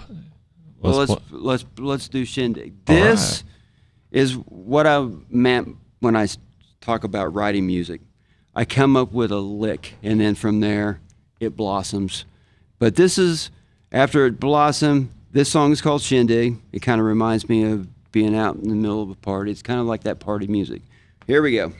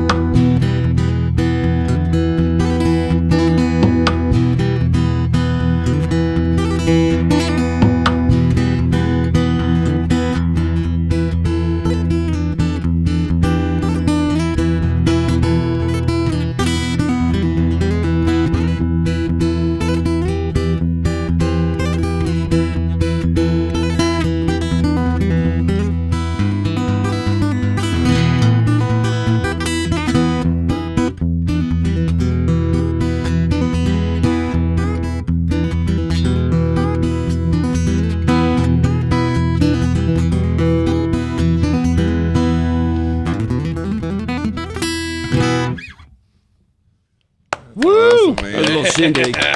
Thank you. So cool. I was there. I was at the Shindig. Yeah, Dude, man, that was wild turkey PBR and crawfish, man. Right there. Yeah, right there. That was Sent it. me back in New Orleans, man. Felt like I was back in New Orleans. How's that swampy feel? Oh yeah, Damn right. I love Absolutely. it. I really like it. Man, thank you very much. I enjoyed the shit out of Thank that. you. That was cool. Now I'm all- I enjoy that one every time I hear you play it. I like that one. Yeah. Almost choked on my Sounded water. good, man. Sounded really good. That's a lot of fun. No, Oh, that's yeah. awesome. That I think that's a really good idea. My foot got tired, man. I was in the middle of that song, I was having so much fun. I was sitting a little strange in this chair. Yeah, Right. Yeah, Had that porch board going, and all of a sudden I was like, man, my foot's tired, man. that sounded good though. That porch board was coming through. Yeah, it's coming through. I can hear it. Yeah. Oh, I just got tired. Yeah. Man. Well, it's not the best chair for this. You really don't want to have arms on the chair. No, and I've got to try to sit on the edge of that thing. Yeah, I know. I'm sorry about that. Man, you're sitting on the edge, you're kind of scared, You're sitting on the edge. Yeah, be bouncing around. Next thing you know, be on the floor with your guitar. No, we do gotta have press a your couple life of them alert. that you can set in, and as you're sitting there, they go down. And go down. You keep going and down. Go down. No joke. Yeah, we should have planned that. Self-adjusting. Oh wait, chairs. you need this chair. You need this chair, John. Wait, what? What? Hey, whoa. That sounded really good, John. Yeah, that was great. That was really good. So we started a thing this year, kind of, because we've already forgotten twice. If you'll sign the edge of the table and date it. We would appreciate it. Yeah. And it is March now. I put 2 on there. Yeah. Huh? It is March. I put 2 originally on there, and he's like, "It's 3, buddy. Three. What are you doing?" So just God a signature? damn it. Yeah. Can I write like a little If you want, You can do whatever you want. thank you guys for Oh well. You can No draw. need to do that, You but can draw absolutely. G.I. Joe riding a My Little Pony. I don't care. Sure. I'm gonna put on there, and I'll Thundercats. form the head. Yeah. Oh, Thundercats. Form the head. form feet and legs. It was funny. We went all last year and didn't think of that. Yeah. Have everything. Yeah, right. We did 20 episodes and didn't think of having people sign the damn table. Yeah. Heck yeah, man. Well, you know what? We've been talking all this time, and we said like, oh yeah, Jake. He's What is he's like my today's brother. the It's third, the right? third, yeah. 3-3. Yeah. But we should say Jake is all right. I played drums in Edge Over Edge, which if you've been listening to this, you probably know that. But I hope they've been paying attention. we I would find it remiss if I did not mention that Jake is a way better drummer than me. Oh, no way, man. No, you taught dude. me. No, well, shoot. You taught me everything. I set you on the path, and Yeah. then you took off, dude. It was started with Beastie Boys, man. No Sleep Till Brooklyn. Yep, there you go. That's what it Everything was. started with No Sleep Till Dude, I remember this kid playing drums with Blood Red Moon. Yeah, Oh, yeah. yeah. Dude, when you were 14 or whatever? Yeah, I was Right. like 14 Yeah, years old. 14. God, 15. dude. Now, let me tell you something. That was a good time. I've played with a few drummers in my time because I played in bands in Oklahoma City. Mm-hmm. I've had my time with bands. But man, let me tell you something. As far as being a bass player and being locked in with a drummer, I've never been locked in with a drummer like this guy. oh, it's He's incredibly reciprocal, intuitive. man. It's reciprocal to you. His rhythms and times, and then being able to work with that, dude. Yeah. Well, He's just fluid. It's an honor to be able to play with you. I mean, it really is because, No, like you said, dude, that it's- is reciprocal, man. Because Oh, yeah, you're in man. the pocket. I mean, we're that- right in the pocket That's the whole time. from an outside perspective, it having such a strong rhythm section Yeah. is real. I mean, rare if not almost impossible. Like you two. I mean, because you're both doing interesting things, but you're so locked in and not taking away from the other pieces of the band. Yeah. Now Right. that's a super hard balance to keep, I and you guys appreciate keep that. it like every song. Yeah, And- because It's My the bass- coolest thing writing music with him, man. Because Nate'll come in with just a riff. Nate's the And- guitar player and singer for Yeah, Cattywampus. right, Yeah. and if credit is credit due, Definitely. he is the lyricist. I'm not saying Lyricist. yes Yeah. for the group. Yes. he writes the guitar parts for this group, so Yeah. he's coming in with a song. Yeah. Now, I'm not trying to Nate's diminish the- his role at all No, because no, because Nate No. is amazing and Yeah. I know that he's pretty cautious about the COVID thing, and that's totally understandable. I'm not giving him a hard Yeah, time about yeah. that. But when things maybe calm down, when he's comfortable to come in here, I would love to have him on here to talk. We'll all to. have to come in here. Yeah, we'll come back and most do that definitely for sure. Drop that album. I talked to Nate. Yeah, exactly. I talked to Nate, and he really wants to, but he is trying to keep himself to a distance because of the older people that are in his family. Yeah, yes. sure. Yes. And he's keeping that balance until that. he gets vaccinated. He said once he gets vaccinated, he's going to get back out in the public again. Right. And I respect I that totally respect that, yes. But he did tell me that once everything gets back to a certain point, that he most definitely wants to come in and do this because he was waiting to do this. Yes. And then when I called him up and I told him I was doing this, it's kind of like, the bubble was broke. He's like, oh, man. He's like, oh, man, dude, you're doing it now? And I was like, yeah, dude. Well, yeah. I'm going to we're going to touch upon this, but we will definitely go more in depth about Cattywampus when he's here. He's our singer. He's our lyric guy. And he's the one that does come up with the guitar parts. But when he brings that in, all he does is play it. He doesn't tell anything really to nothing. Writing a song with you guys is just, it's amazing. It really is. I mean, it comes together. It's bam. It's like, whoa. Now he's got an outline. You come in with a funky groove, and then it's just seals itself. And that's really, really cool. That's rare. You know what I'm talking about. Yeah. Mm-hmm. To have this chemistry with a group. It is, man. And this chemistry's Catty's been together for almost 10 years now. Yeah. Once I can't remember if we were already together for like 3 years before we pulled you in for drums. So, yeah, 3 or 4. You guys were playing for a while. And we've been writing original music from the beginning. I bothered Nate. That was why we got into this. Yeah. And I told the guys, because when Nate moved back to town, I was like, we got to get a band together. And Nate was like, yeah. He goes, we need to do some writing. I'm like, well, dude, I'd like to just do an all original band, write our own music, and not worry about anything else except our music. And as long as it's party groove, let's go for it. Right. Dude, tell Nate Bunn for party groove, he's going to create party groove. That's bam. So cool. What that is, man. That's what you guys are, and it's perfect. Because my bass lines don't match anything with guitar lines. If you listen to this group. It's really neat, and the different styles and it's pretty cool. The different rhythms that we can do. Yep. Yes. Not just just not trying to keep like a standard straight 4/4 backbone to anything. Mm-hmm. Yeah. I'm writing my parts. He's writing his parts. Yeah. Nate's writing his parts. Exactly. And we're just going for it. Yeah, it's a really interesting thing, and it just naturally comes to us. It's strange really cool. because Nate can bring in a song and be complete with everything, and by the time we leave a 2-hour practice, I've pretty much already written bass parts. He's pretty much already written drum parts, and then the next time we come back in, we nail it. Right. Yeah. Dude, that's nuts. a rare thing. That's a rare thing have. to work with musicians like that. Mm-hmm. And that's the reason why I think we've been together for such a long time. Yeah. There's nothing to argue about. Right. Yeah. What's there to freaking argue about? Yeah, there's complete trust because it's like, all right, I know you're going to do your thing, and it's going to be great. Yeah. So, dude, so much fun. It really is. It's the rhythm and it's the time. That's what music is built upon. And if you're not working on rhythm and time all the time, well, then you're not working music. Right. It's rhythm and time.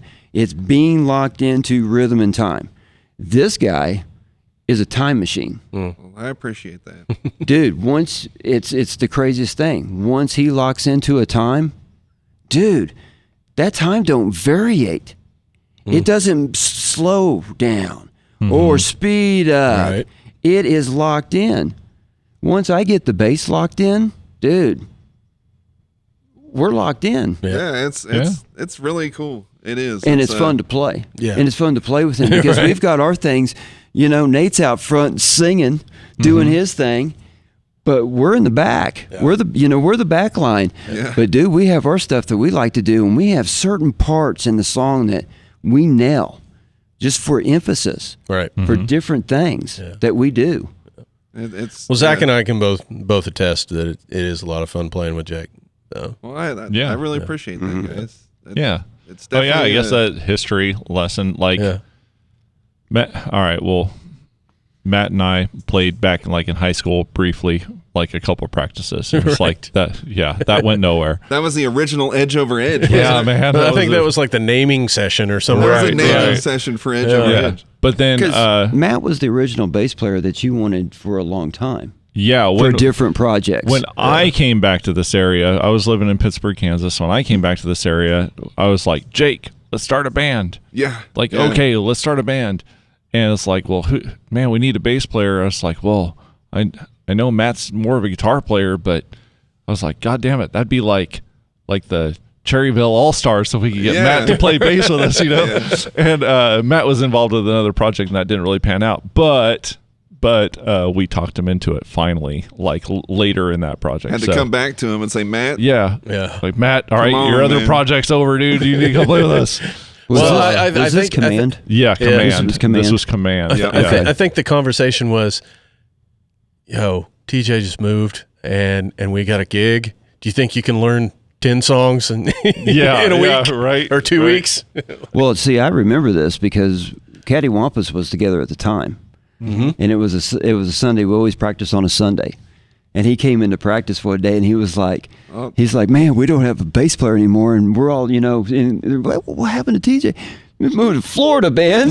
You know, I'm like, really? He goes, yeah, and totally understandable the reason why he moved on that. Yes, absolutely. Yeah. But he was like, dude, and he was like, bass player. And then the next thing I know, you're the bass player. Matt, Yeah. And then what I found out that this guy's, they wanted him for a long time. Right. Yeah, because he came in and asked me, dude, would you be willing to maybe try out for Command? Too and much I was stuff. like, dude, that's too much, man. Yeah. I've got this. I've also because I've got another band called Monkey Business. Yeah, right. I've got that '80s Did a rock lot, band. Yeah. And I was like, dude, I got too much going on here. I go, you guys will find somebody, and yeah. Well, a fun story. Okay, so Zach gives me a list of covers because that's Right. what they were planning on. We were just doing covers, right? Yeah. And so I don't know, it was like 10 songs, and it's like, okay, we're gonna get together this day, and I'm like, okay, so I'm gonna learn them all, and I'm not a cover guy. I just never have been. Right. It's always been originals. That band did originals as well, but Yeah. But yeah, we did covers. Well, if you're gonna In slam addition somebody last minute, Yeah. It's like, you tell oh, them the learn covers. our originals. Yeah. I did learn one. You did. I did. Yeah. But so basically the little trial by fire before the show, I come in here, Jake calls and says, "Oh, I can't make it." So we played through all those songs with no drummer, Oh and wow. that's how I got introduced to playing with. I wonder what happened. I wonder why. I don't remember why I couldn't make I don't know. it And to that. TJ hadn't left yet, so he came and he hung out. Right. And that was Right. actually the first time I met TJ, and I'm like, well, shit, Yeah. now you're leaving. I kind of like you. Yeah, TJ's really cool, man. Yeah. TJ's really cool. He was really cool, and he was a fun bass player to play with too. Oh, man. Like, I'm not Yeah. saying that we were like he was like, oh, your second choice. Dude, he I would- didn't mean it TJ like would that at bring all. the thunder, man. No, I mean, TJ was awesome. He had this whole ceiling. He still is awesome, and this he's whole just awesome in ceiling Florida. rattling at one time, man, and the ceiling was actually falling Oh, off. dude, that motherfucker. Whoa. That It was motherfucker crazy. had. He went crazy. He got an SVT head, an Right. SVT 810 cab, and he also had a Gallion Kruger 810 cab, and he was like, "Yeah, I'm going to use them both." It's like, I remember when Like, he had him at fucking Neil Walla. crazy. Yeah. He used him at Neil Walla on the stage. yeah, he's And nuts. he rumbled the jungle all the way down through the Dude, he's carnival, nuts. man. Oh man! And he would drag those things downstairs and just Boom, boom, boom, boom, boom. just Yeah. drag them. Dude. They're made for that shit. That's what he would say. Yeah, Yeah. I don't know. That They're boy made cracked for me that. up, man. He's awesome. Shout out to TJ, man. I hope you're doing well in Big Florida. shout out, yeah, TJ. No doubt, Most man. definitely. Yeah, because I remember he was traveling back and forth there for the longest time, working for Spartan, Yeah, working yeah. at Spartan Aeronautic. driving back and forth driving to back Tulsa. and forth, man. He's a hardworking dude, man. Yeah, Much he's a respect cool to dude. that guy. He's a good dude. You know really what's good. You know what's funny? Going back to Cattywampus, man. I ran into Nate. How I kind of wiggled my way into that shit, into the band. I saw Nate at the grocery store, and I was like, "Hey, man, what are you doing? You got anything going on? And he's like, "Little, Cattywampus or whatever." And It's like, you need a hand drummer? I'll play hand drums. And he's like, oh, I guess so. So remember, I came in, I was playing the djembe. Yeah. You know, and that's how I got in. Yeah. Yeah. That's Well, pretty who was funny. playing drums at the time? Donnie was playing Donnie drums. was playing drums. Yeah. Okay. Donnie was playing drums. I was playing bass. The first incarnation of this group actually was, I was playing guitar, Nate was playing guitar, Donnie was playing drums, and John Dillinger was a bass player. Oh, This John was- Dillinger, All right, man. this all comes full circle because Full John circle. Dillinger, he's contacted me recently. He's got a new band. Oh, yeah, cool. Yeah, I got music from him. All right, Yeah. good. Well, Awesome. he's going to be on, dude. I've been talking with John, and he's just a hell of a guy. I love John. Oh, to death. John's great. Yeah. John is great, but he was the original. That was the original concept of this band. Very cool. And when we started doing it, just to kind of get in touch with each other as musicians, we picked 4 cover songs, and it was like I can't remember. It was like a Zeppelin song, this, and that. Yeah. And I was playing lead guitar. Nate was playing rhythm. John was playing bass. So forth. So that was our band. We weren't even named Cattywampus at the time. We didn't even know what we were going to call Right. ourselves, and it just didn't work out. Caddy Corner. Yeah, no Catty joke. corner, man. But it just didn't work out. John was living in Lawrence and working at Walmart at the time, and trying to travel back and forth. And Oh, it, man. Yeah. it just Yeah. wasn't. It just That's a wasn't lot. working. And John knew it. And there was a departure, but it wasn't a bad breakup. Right. Right. John right. knew. Yeah. And we were sitting there, and I was thinking, are we going to look for another bass player? And we went through a couple of other people. No, it wasn't what we were looking for, and it wasn't what Nate and I were looking for writing-wise. Yeah. Because I kept telling Nate, I want a funky kind of style bass player. I want somebody playing funky stuff. Yeah. Somebody funky is Yeah. what I want. Yeah. And Nate was like, yeah, that's what we need, One of little Bootsy Collins back there. Exactly. Some grooves. Let's get in some grooves. And just wasn't working out.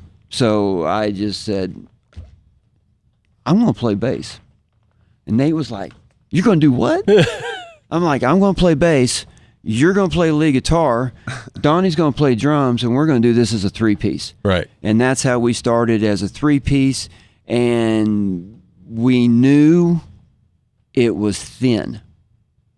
We knew we needed that other guitar player. Right. And that happened. And then the next thing you know, Yeah, this Donnie. is the drummer. He's in there playing hand drums. It's like He's in there playing hand drums. Donnie, and get your I'm guitar. I'm looking at this and I'm thinking, we've got him playing hand drums. This is shit, because I remember this kid playing drums, and I remember him playing drums and blowing my mind when he was 14, 15, playing for Blood Red Moon with those drum times. You And I have was- he has one of our old posters, the one with Mike. Mike has the horns on his head. Yeah, and dude. shit. Yeah. He's got it down there, and he's like, Nice. I collect. that's awesome, I man. have a collection So of funny. all the old posters. That's awesome. And I still That's pretty collect them, cool. just any poster, Yeah. like you guys do. Yeah. I collect anybody and everybody. that's- and I that's have awesome. some Blood Red Moon down at the studio. Nice. But anyway, changed the bass, got him in.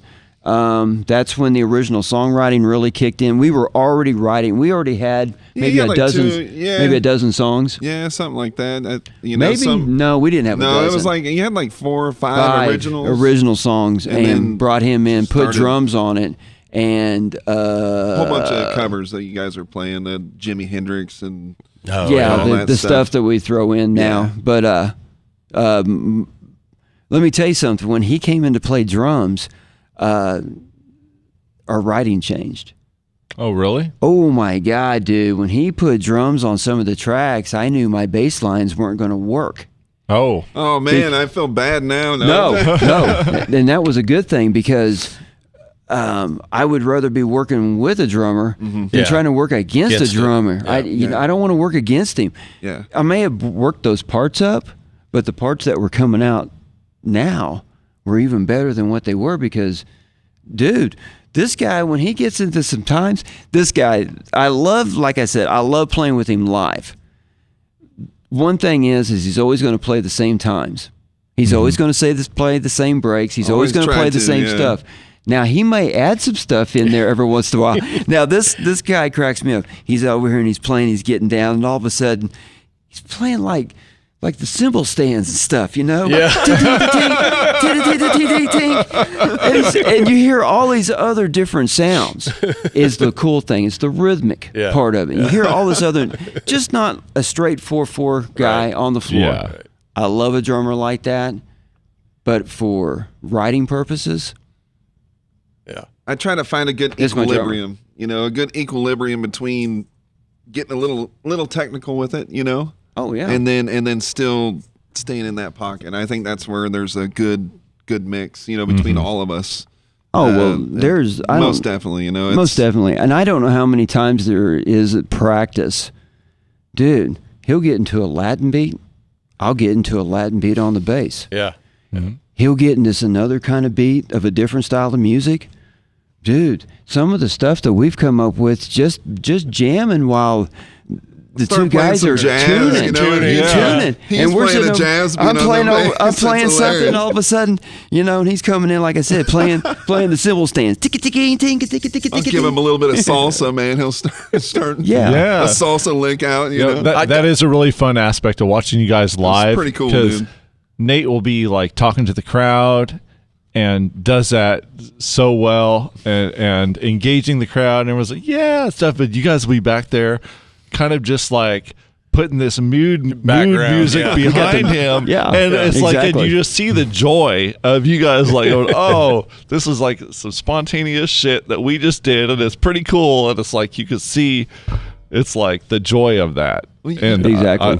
I love You guys that. have seen Jackass, haven't you? Yeah. Okay, well, you know when I'm Party looking at him right now. when Party Boy comes out, man, and it starts doing the disco, like he'll We start do he'll that. start jamming out the Party Boy Yeah, dude. bass line, man, and I'm just like, it's hilarious, dude. Yeah. Instant Party Boy. Man, It's I, a party boy all the I time. remember being in here in practice and that metal chair being parked over by your drum set, and you started playing it with the kit. You know, he's just like using the metal chair as part of the kit. You know, Right, just because yeah. it was close to him. Right. Yeah. Yeah.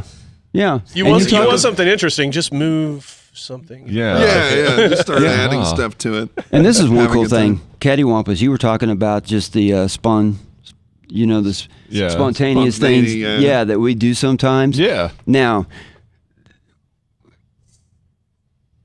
with this relationship that we've all had in this community, a lot of people don't realize of the videos and the footage that he has filmed of all the different bands in town. I was going to Yeah. mention that. Yeah, that's Now, this is now you were talking about being spontaneous. Yeah. The song that we were spontaneous with at the Uncle Jack's gig that he videotaped hilarious. is You the one caught that perfect. he used for the full intro Yeah. of the band at the beginning of the video.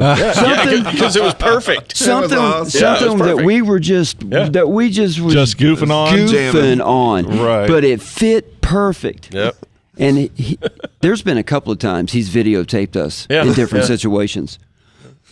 You caught me like right. I was turning around to look at you. Yeah. And you caught me turning around. Yeah, and man. it's Well, like, yeah, part of that I went outside and was shooting Yeah. through the window. This is Jake. Look around. Yeah. Full introduction of the band. The song that was used was a total spot. Yeah. It was Just just off the cusp. yeah. Yeah. That Uncle Jack's show is still one of my favorite live videos. Oh, that was And cool. you know it still gets views on YouTube. Yeah. It still gets Yeah. views. I thought the sound was You- just right. You know, the first Yeah. song vocals were too low. There wasn't anything I could do about it. You guys fixed it after that, but Yeah. It does sound pretty. It does sound really good. You had the mics placed really well in there. well, and- I had just bought that little camera right there that's got the two condensers on it. Oh, nice. And that was made a big a difference. bulk of where that sound came from that night. It's pretty cool. And it was sitting on the bar, pointed at you guys. But I mean, What would people need if people want to check that out on YouTube? What would they need to search? Oh, Probably just go to Still Point Visions and Yeah. sort through it because Okay. there's a few different because caddy- actually caddy Cattywampus performances. is there. Midlife Crisis is there. My other Yep. band that I have that's actually Yeah. Monkey Business. now. Yeah, And then I think you got my solo. I think up I there got a from, solo up there. from Sunfest. Yeah, in Bartlesville. I've got you guys at Life Fest too. Sure do. And All Wheels Night You sure do. Yeah. I remember. and Rock Awards. Yeah. Yeah. Oh, shoot. I got a few caddy. All right, go to Still Point Visions Yeah. and probably search Still Point Visions Cattywampus, and I'm sure you pull up some several really cool shit. Yeah. Big time. Yeah. Yeah, that's a cool video. But an evening with Cattywampus is that what first this- Uncle Jack's Yeah. show. That's what it's I named. bet that's what it'll probably come right up if you type it in there. And that was literally before you guys switched to the Cattywampus band. So it is an evening with Cattywampus. Exactly. Yeah, and the reason why we changed it from just Cattywampus to the Cattywampus band Well, is, others. Yeah. is there is another band called just Cattywampus. Just Cattywampus. Yeah. Yeah, and we just added the Cattywampus then the band. Yeah. Yeah, but Cattywampus that was a Nate that's that it. was a Nate Bunn. It pops Oh, right Nate yeah. up. Bunn name. An Pops evening, right up. evening with Cattywampus. Yep, Sweet. Yeah, comes right up. and the video that's a great video. I've is. used Do a little nice little pan up through a beer. through a beer too. Yeah, perfect mood. You know, sets the mood perfectly. that video's gotten Cattywampus a few shows. Oh, well, awesome. Nice. Different people have seen that and contacted us, and we went and played Yeah. different festivals in different places. Yeah. Yeah, Like I say, that's definitely one of my favorites. yeah, it's pretty cool, and it's all original. I think we probably Yeah, the did covers some in there, too. covers. Yeah. Yeah, Yeah. Oh yeah, it's an hour and 27 minutes. So it's a lot of music.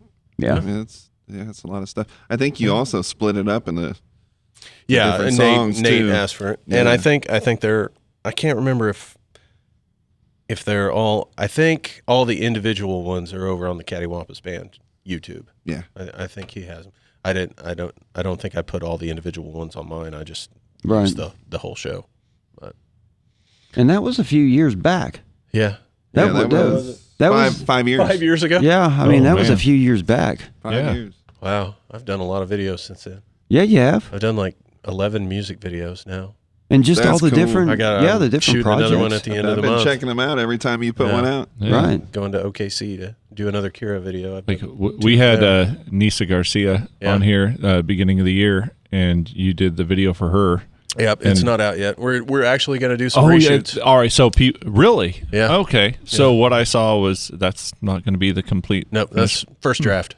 Yeah, first draft. All right. Well, first draft. That's cool. people are in for a treat because I'm not going to give anything away. Yeah. But started watching and I was familiar with the song because I had listened to the song several times before I saw the video.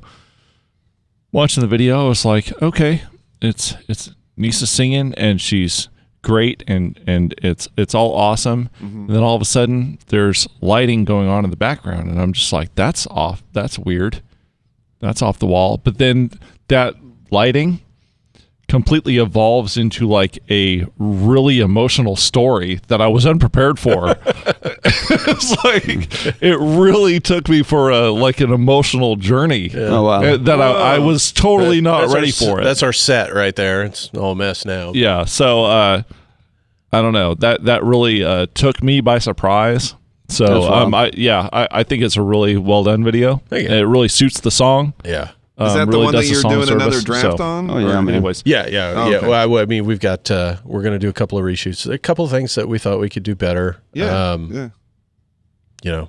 Oh and- my gosh, man. I mean, you've been doing it forever. Well, 5 years now. I mean, when I worked with the ads, we did TV and the editors that work in TV, dude, you do not get good at film editing unless you're film editing Yeah. You and know, learning how to do different things. Oh, yeah. And being creative behind that point, you just don't do it. yeah. So- Well, I think you say the same thing for music. Well, Yeah. it is, Yeah. but you got to put the time behind it. right. yeah.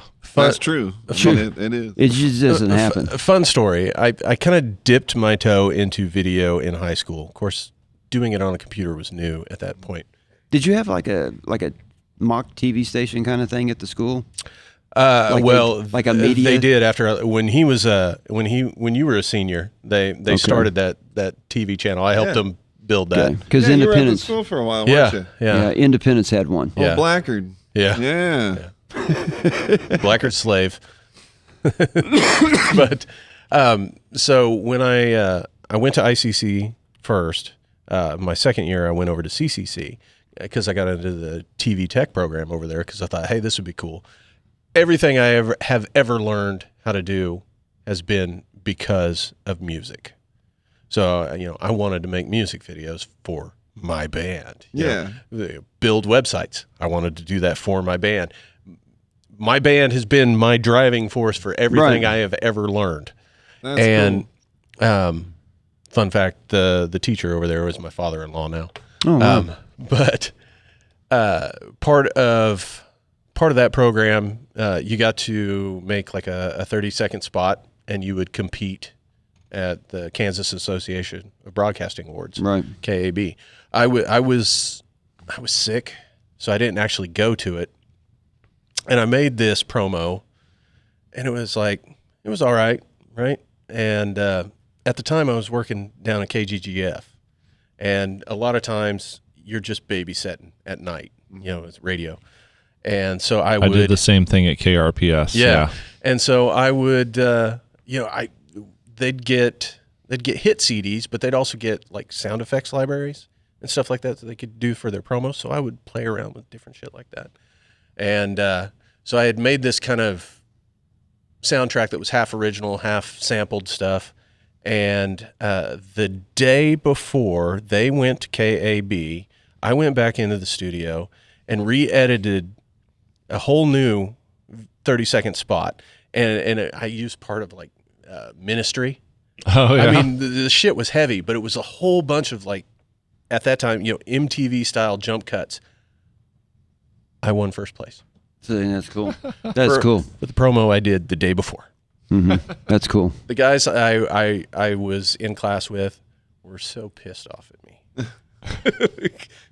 Oh, well. Yeah. Do better shit. Yeah. Yeah. But see, when a few years later, when Brooke went through her dad's program, obviously she did that and she got second. So, Wow. yeah, I don't let her live it down. So it's kind of like the same thing with me. I mean, you were working this certain part that was going to eventually lead to you doing some videos. Yeah. It's kind of like me with the ad company. Everything kind of builds upon each other. Something, there's something is always built upon something. Well, And there's a it's- driving force behind something. Because when I was in high school, I started getting into recording.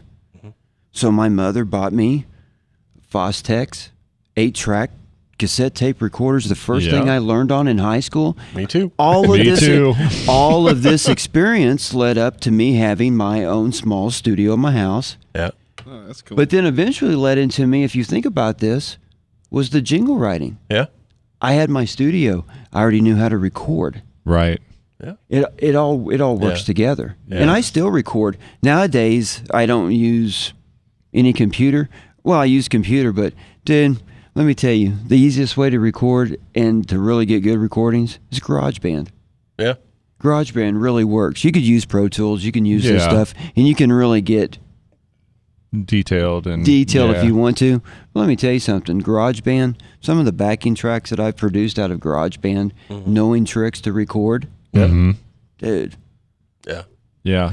I think That's way better than what they had back in the day when they Oh my yeah. gosh, had dude! yeah. I'll take an iPad any day over a Fostex 8-track cassette Yeah, recorder, no Well, at least- and shit. learning how to ping pong. Yeah. Yeah. At You know? least you had the 8-track.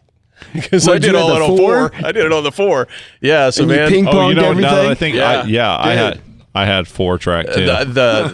the most fun, and I still have all. Well, not all of them. I'm sure several have lost. But one of my favorite things I did back in that time, it was like the DR5 drum machine, Right. And so I programmed all my drums. Recording was based on you live in Cherryville, and there's not really anybody to play with, so Right. you learn how to do it all. But so I programmed these drums. Well, this particular song was kind of a trippy vibe type thing, so I wanted reverse drums. So to get it the way I wanted it is I programmed my drums, I recorded them, and then I went back and programmed those same drums backwards. Right. Beat for beat backwards. Flip the tape over, put put it back in, and then it was trial and error to hit play and get it all lined up. But the effect came out really cool. So it's there's effects that you can just hit a button and do that now, but back then it was like back in the day, man. If you wanted got creative, you got creative. If you wanted any type of sound effect for anything, you were what they call going out into the field. Yeah. I think like you want some reverb? Well, fucking get in the shower. Start singing. Get in the hallway and put the mic down the hall or some shit. I think one of the first things I recorded, Les Paul type of experimentation. One of the first things I recorded was for a competition. And it was an instrumental, and that instrumental appropriately was called Edge Over Edge. And I ended up layering about 20 tracks on a 4-track.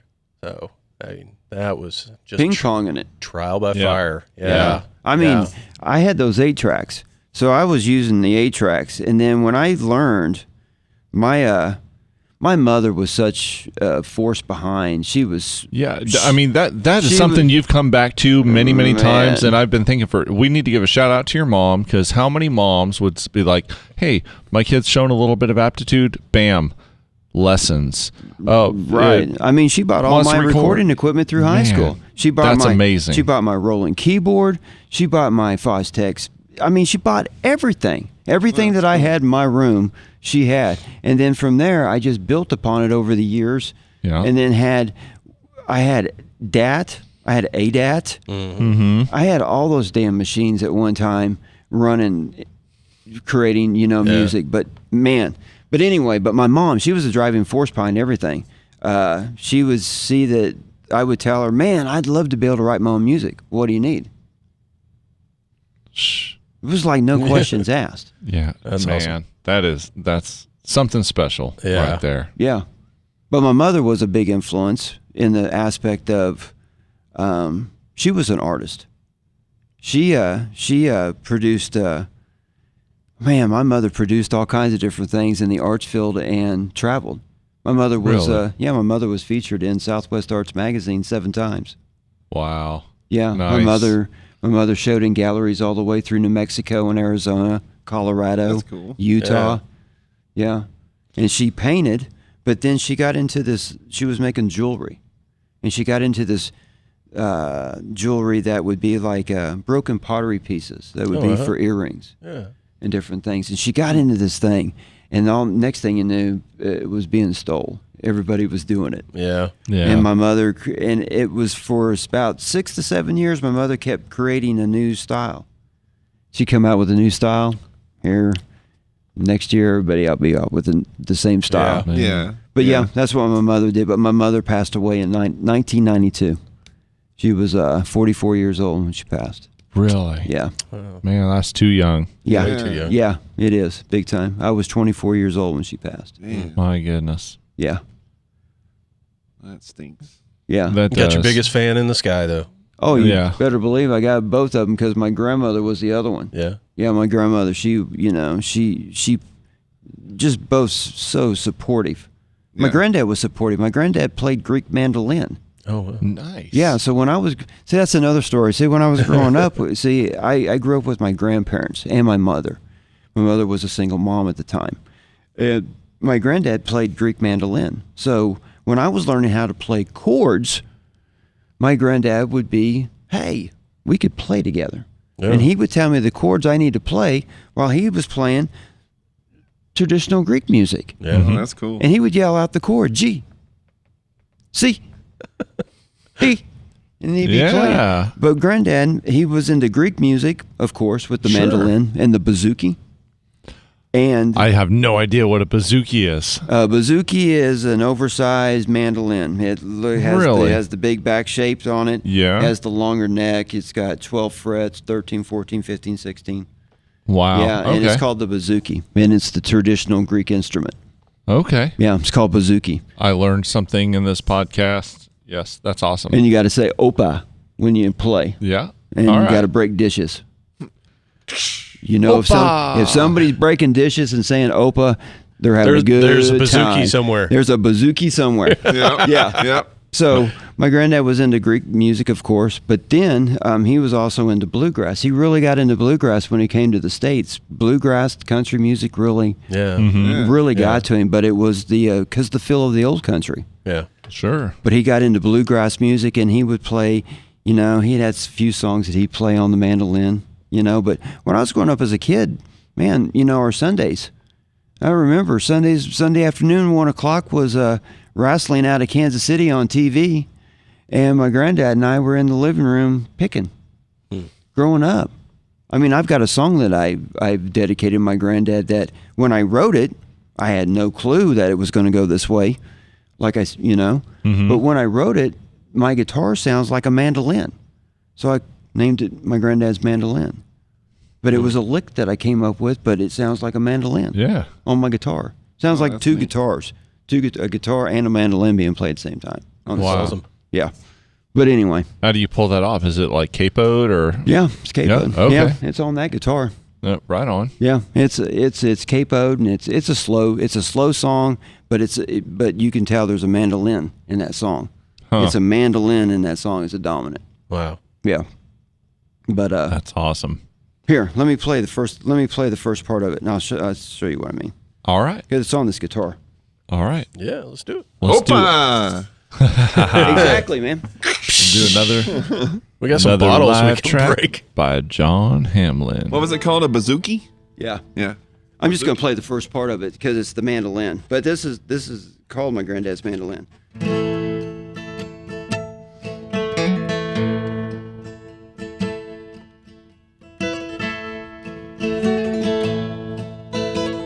Something's out of tune. Hang on.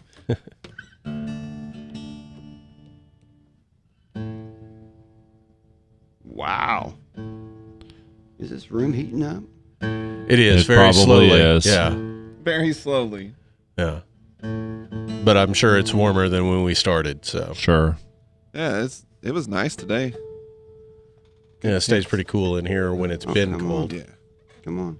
I am sure. I hate And these let me tunes tell you about them sometimes. frozen days. It was cold up in here. The little refrigerator shut off and started sweating because it was warmer in the refrigerator than it was in the room. Whoa. Okay. That's just nuts. this- man. Yeah. But just this first part sounds like a mandolin.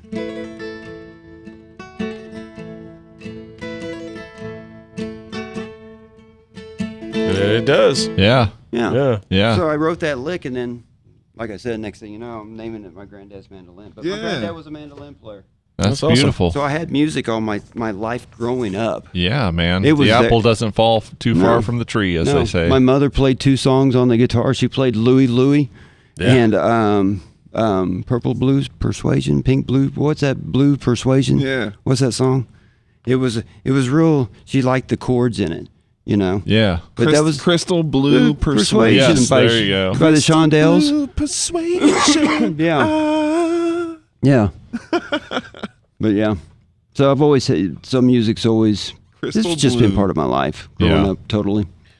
Yeah, my grandmother, she sang back in the she was born 1920s, so mid to late 30s and 40s. She actually sang with the Ink Spots prior to them becoming, Who's popular. that? Ink Spots. There's old black quartet, Oh, okay. yeah, vocal quartet, and she would perform in Kansas, obviously. Yeah. Well, she may have been in Missouri at that point. I don't know. I have lots of cool stories. But she was a singer, and then my dad sang in a band. He was the falsetto singer. Nice. Yeah. My aunts both sing. My mom's side of the family, not so much. So, I tend to follow in, but none of them were other than like trumpet and I think there was a tuba in there, player, stuff like that. None of them played guitar. My sister played piano a little bit. Wow. But Yeah. I think I had a great aunt that played piano. yeah.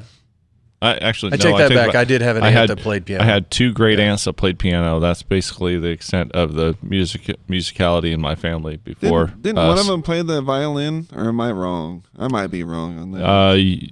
If so, it's nothing I've never heard of. Yeah. I guess someone in Dad's family Played the drums. Yeah. But I think it was his cousin. It was like a cousin, yeah. But yeah, none of them. I mean, we were never around music, though. We were never around people playing music. No. Yeah. But they always had music playing, all the oldies. It was going back to Crystal Blue Persuasion. Yeah. And that type of stuff. Oh, Mamas and the Papas. And there was music. Simon and Garfunkel. John Denver. And John Denver. Oh, my gosh. That John Denver's full of shit, man. John Denver's full of shit, dude. Dumb and Dumber movie reference. Man. I love that. It's a nice set of hooters you have there. I mean, the owls. I love that line. That's good. Got some big old melons. Yeah, my honeydew. That's some good stuff. Yeah. That sounds like a little song right there. That's a little Cattywampus And dude. Easter egg for you guys. Oh my gosh. But yeah, my mom's side of the family was the Greek side I talk about. My dad's side of the family was musicians too. There was a somewhere on my dad's side there was a great uncle on the Hamlin side that was a flamenco guitar player. Oh, wow. Yeah, there was actually, in the Hamlin side. Wow. Yeah, I got to hear about that story after I moved back here. My real dad's from Pawhuska, Oklahoma, and the whole Hamlin clan is in Pawhuska, Oklahoma. It is a huge German Catholic family in Pawhuska, Oklahoma. Okay. Yeah. That's where the Pioneer Woman's at, man. Yeah. Matter of fact, I think the Pioneer Woman, they're from Pawhuska. Yeah. And they grew up in Pawhuska, and I think she dated one of my dad's brothers. Yeah, I think, growing up. I think she's from California or something, and then married a rancher up there. I'm not for sure, but she has built up that whole town now. I mean, you could tell at one time it used to be, some of the old buildings are pretty cool. But, do you know how wealthy that place used to be? It looks like it used to be, yeah. And she's building it back up pretty good for a small oil and town gas, like that. man. Oil and gas was around there big time with that, and ranching, big time. My dad worked at a ranch there that was on the outskirts of town. But yeah, but I got to learn, the music side from the Hamlin side when I moved back. Yeah. Yeah, it's crazy. But yeah, I didn't realize, I had that much music on both sides. It's usually one side or the other. Yeah. It's never really both sides sometimes. Yeah, mine was both sides. Well, fun fact and I've talked about this on here before, but on my mom's side, my grandma and grandpa owned the newspaper over in Cherryville when it was the Gazette, before it became the Chronicle and moved to Caney, stuff like that. The acoustic guitar I learned on was a global brand, and it was kind of like a Dove knockoff, a Gibson Dove, but that was given to my granddad from Roy Clark. Really? Yeah. And so I actually learned how to play on that guitar, and then when he passed, I got it, so I still have that. That's awesome. Yeah, that's really awesome, and that's something I would have never thought about in a million years. Influence Roy Clark. I love Roy Clark, dude. I love Roy Clark to death. I never would have ever thought that I would have ever had the chance to meet that man. I got to meet him. Well, then I got to get a friendship with him from being in Tulsa and through Jim Halsey and that whole thing. Dude, there's nothing like sitting in Roy Clark's office, because you got to remember, back in the day, Jim no longer has his office anymore. Jim's retired. Right. He works with the Oak Ridge Boys, but he is retired. He's out of his office, everything. Jim and Roy Clark's office were in the same building. Jim's office was up front. Roy Clark's office was in the back of this building. It was like that for years. So when you went to go see Jim would be like, "Hey, I think Roy's here. Let's go see Roy. Let's go to the back. Yeah. So we'd go off to the back, and next thing you know, you walk in, and Roy's, back in his office. Wow. So when you would go down and see, Jim would always invite anybody and everybody from Independence. Jim Halsey loves his hometown. Yeah. And what he did for the Neowalla Festival during the 70s and the 80s and then the 60s of bringing through that entertainment here was amazing. I mean, if you want to look at it, Jim Halsey, during the Neowalla Festival that we talked about at the beginning, that's where he cut all his chops on to learn how to do promotion. In that Memorial Hall, that was his business. That's where he learned it all. And then it spread from there. But, Roy Clark, I just never thought, I would have ever had the chance to meet him like that. And then after meeting him, actually having a friendship with him, going down to Jim's to go see Jim at the office, go have lunch, hey, wait a minute, Jim, let me go see if Roy wants to go to lunch. You go back there, hey, you want to go to lunch? Jim's paying. Heck yeah. And there was, a little hamburger joint down there we used to go to all the time.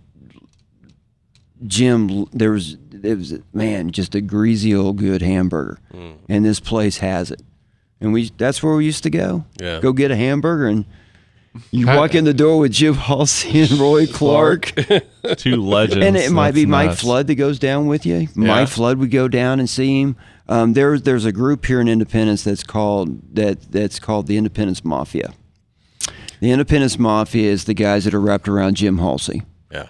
And it was Steve DeFever. Okay. It was John Koshin. Yeah. It's Mike Flood. Norman Chambers. These are the guys that always worked with Jim over the years. Mm-hmm. And my 2015, the year that I was Generalissimo, I brought the Oak Ridge Boys that year. Yeah. And worked with Jim, because the year I was general was Jim's 50th anniversary of when he was Generalissimo. Oh. And he was my co-generalissimo with me. Yeah. First time that's ever happened with Neowalla. I had a co-general, and it was, and he was he eventually, we called him our honorary generalissimo that year. Mm-hmm. But after that year, I was the youngest member of the Independence Mafia. I was brought in. Nice. Yeah, and you're a made man. Yeah, and it was cool. And my grandparents, from being here and having a restaurant here and stuff, they were friends with the Halseys for years, forever. If I end up wearing cement boots, you fucked up a beat somewhere, and John said, "That's it." John's gonna be swimming with the fishes, man. I know. You might want dragging the verdigris. You might want to talk to some of the other members, because I still need a drummer. Okay. Yeah, But so that was you being in tight with Jim Halsey was kind of a family connection.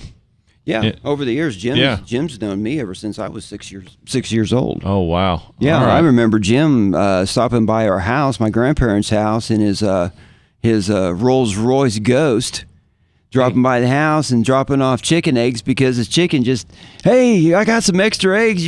Johnny, you need some extra eggs? Come back in the backyard, be sitting on patio talking, just friends from over the years. And Joanne Halsey was friends with my grandmother from high school. I mean, it's just a lot of history there. And then Sherman, I knew Sherman when I was a kid. I mean, I don't know how many times Sherman picked me up from either coming home from like baseball practice or soccer practice. And he had a white RX-7, like a 78 model RX-7 is what he drove. Yeah. And I remember, man, he'd see me walking home. He'd stop. John, you need a ride? Yeah. So I knew the family over the years. Yeah. Yeah. And the sad thing is Sherman passed. Sherman passed at a really young age. And we had dreams of what we were going to do together for Neil Walla. Yeah. That was the whole thing. John, you're on the board. You're going to be general sometime. So what are we going to do? you know? Yeah. So, and then we just never got to that point. Strippers on the bandstand. Yeah. But that's the reason that Jim was brought into it, not because Sherman wasn't here. He was brought into it because of his legacy. Yeah. Yeah. But it was really cool to be able to have the Halsey with me that year still. Yes. Yeah. But Sherman and I don't know what we would have done, and I don't know who we would have gotten that year as an artist. I don't know, because he was like, dude, he goes, John, I'm saving the best. He goes, we're going to have a show. What that show was, I'll never know. Yeah. I'll never know, because we never got to the point where we could talk about it. Right. So, but anyway, yeah, the Halsey goes through the family. I mean, Christmas parties that my grandparents had, Joanne and Jim would be at the Christmas party at my grandparents'. Jim would have a big Christmas party, which used to be called the Elks Club, which used to be called T.J. Maloney's, which used to be called Applewood's. But, Jim would have his, at the Elks Club, Jim would have his Christmas party. Grandparents would be at the Christmas party, And we went to Jim's ranch when he had ranch parties down in Tulsa, So we were always connected with the Halseys and always knew them. I mean, when I would come home from Oklahoma, and Jim was living down on 2nd Street in the big mansion off of 2nd. Yep. Dude, I'd go up the door, knock on the door. Jim or Manissa at the time, because he was married to Manissa at the time, open the door. John, back from Oklahoma. This is my only connection to Jim Halsey. That house you just mentioned on 2nd Street is on my route, and the people that live there now are amazing. They're really good friends of mine. And I think it's really cool that their pool is shaped like an acoustic guitar. Yes. Yeah. Yeah. Pool shaped like a guitar. What house is this? Which one is it? It's on the 500 block, at the end of the 500 block of North 2nd. Okay. You know where the Girl Scout house is on the corner of Park Street? Yeah. Park and right up Locust. Yeah, right up in the back there. Because that hill used to be called Halsey Hill, and there never used to be any trees and stuff there. And that's where all the kids in the neighborhood used to go sledding. Oh my gosh, dude.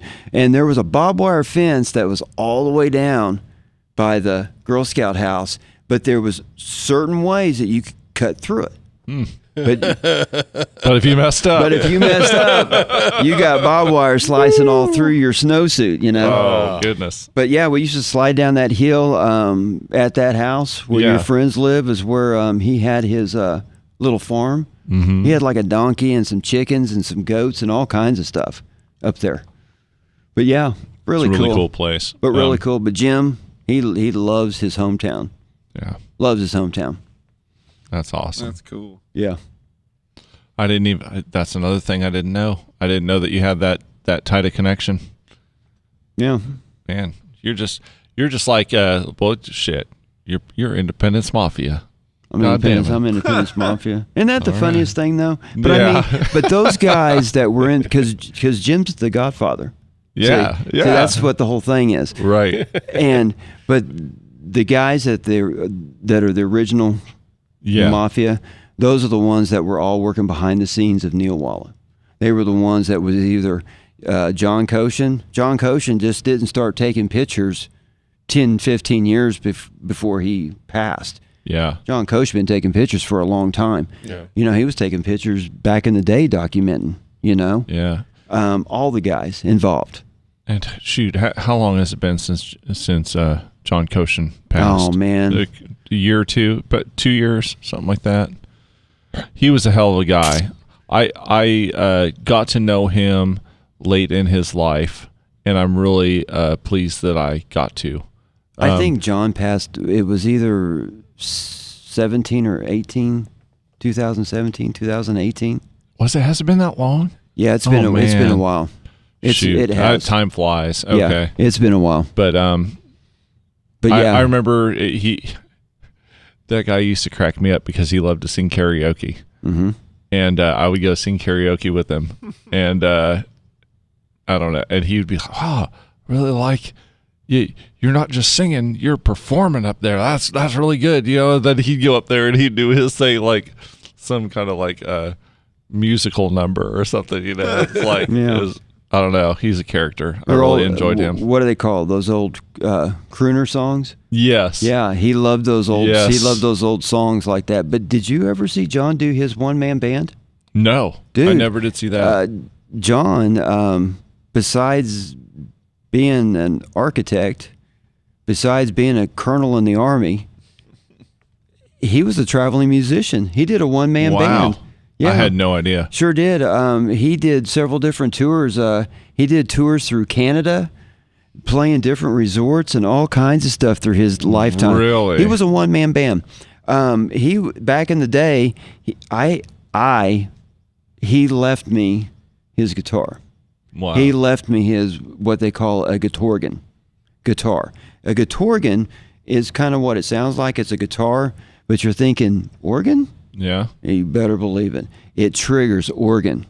And you can do bass lines and all kinds of stuff with this guitar. And it's by touching different frets. Wow. This guitar is like an electric chair waiting to happen to any musician. Okay? There's wires all over the place, but it's called a guitargan. And it's Okay. got switches and stuff, and it's got hookups that actually hook up to old sound card kind of libraries. So you can pull up all these different kind of things. Yeah. That's pretty neat. But he traveled, and he was a one-man band, and he did the soft jazz stuff. So when Okay. you heard him doing his karaoke, Yeah. he was doing and he was singing the songs that he was performing and traveling with. Yeah. Yeah, but he toured through Canada. He toured through. He did a tour that was through the state of New York that ended up with him doing 2 weeks at Niagara Falls Hotel back in like the 60s or the 70s. Sounds like he Man. was having a good time, man. Oh my gosh, John, Well, One shoot. man band. dude. Like I said, I only knew him, late in his life, but he was a wild man even then. He was a fucking wild man. Oh, he was great. He was a wild man, Oh, dude. he was something else, man. I love that man to death. Yeah. He was such a cool guy. He was actually the old part of our musician group here from our town. I mean, some of the old guys, that he jammed with was him and Fuzzy Barber. Fuzzy Barber. Yeah. Back in the day, jammed together. I don't know if a lot of people know this. Your age group may not know this, but do you guys ever remember the old police chief that we had here in town? His name was Lee Bynum. I don't. Our old police chief in town, his name was Lee Bynum. Before he became a cop and before he became a police chief and everything, he was a bass player. He played in groups. He was in the LBs with Fuzzy Barber. There was lines around the VFW for these bands. Wow. Yeah. Man. And then John Koshin.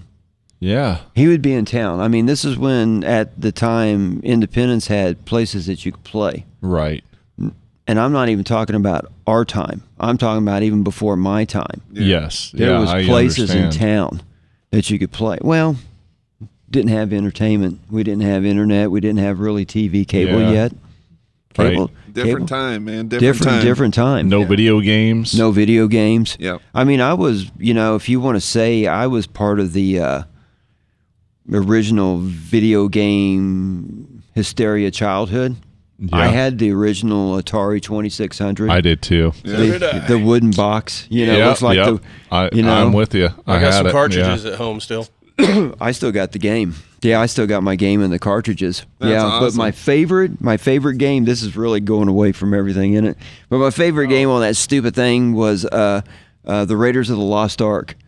Oh yeah. It was the Raiders of the Lost Ark. He had to go around, he had to find stuff, and then I found Zelda. I fell in love with Zelda, you know. I still make a point to get every Zelda game Oh because I my love God. Zelda. You better believe it. But Atari anyway, 2600 Berserk. That was my favorite. yeah, man. I mean, that Me was too. I was gonna say when he said favorite game, I was like Berserk. Yeah. Yep. Berserk. But I didn't do like a lot of the kids nowadays do. Video games are kind of wrapped up into people's lifestyles now. Oh yeah, that's Compa- crazy. You know, people have a lifestyle nuts. around video games, and dude, I think it's really cool as hell. I 2 years ago bought an Xbox S, Oh, and I have been playing the hell out of Madden football. Okay, I never played video games really. Yeah. I played the Atari when I was a kid, but that kind of Yeah. went away, Mm-hmm. and I never got back into it. Where, like my son, he's been playing video games ever since he was in the second grade, first grade, whatever. Right. He hasn't stopped. Right. It's part of a lifestyle.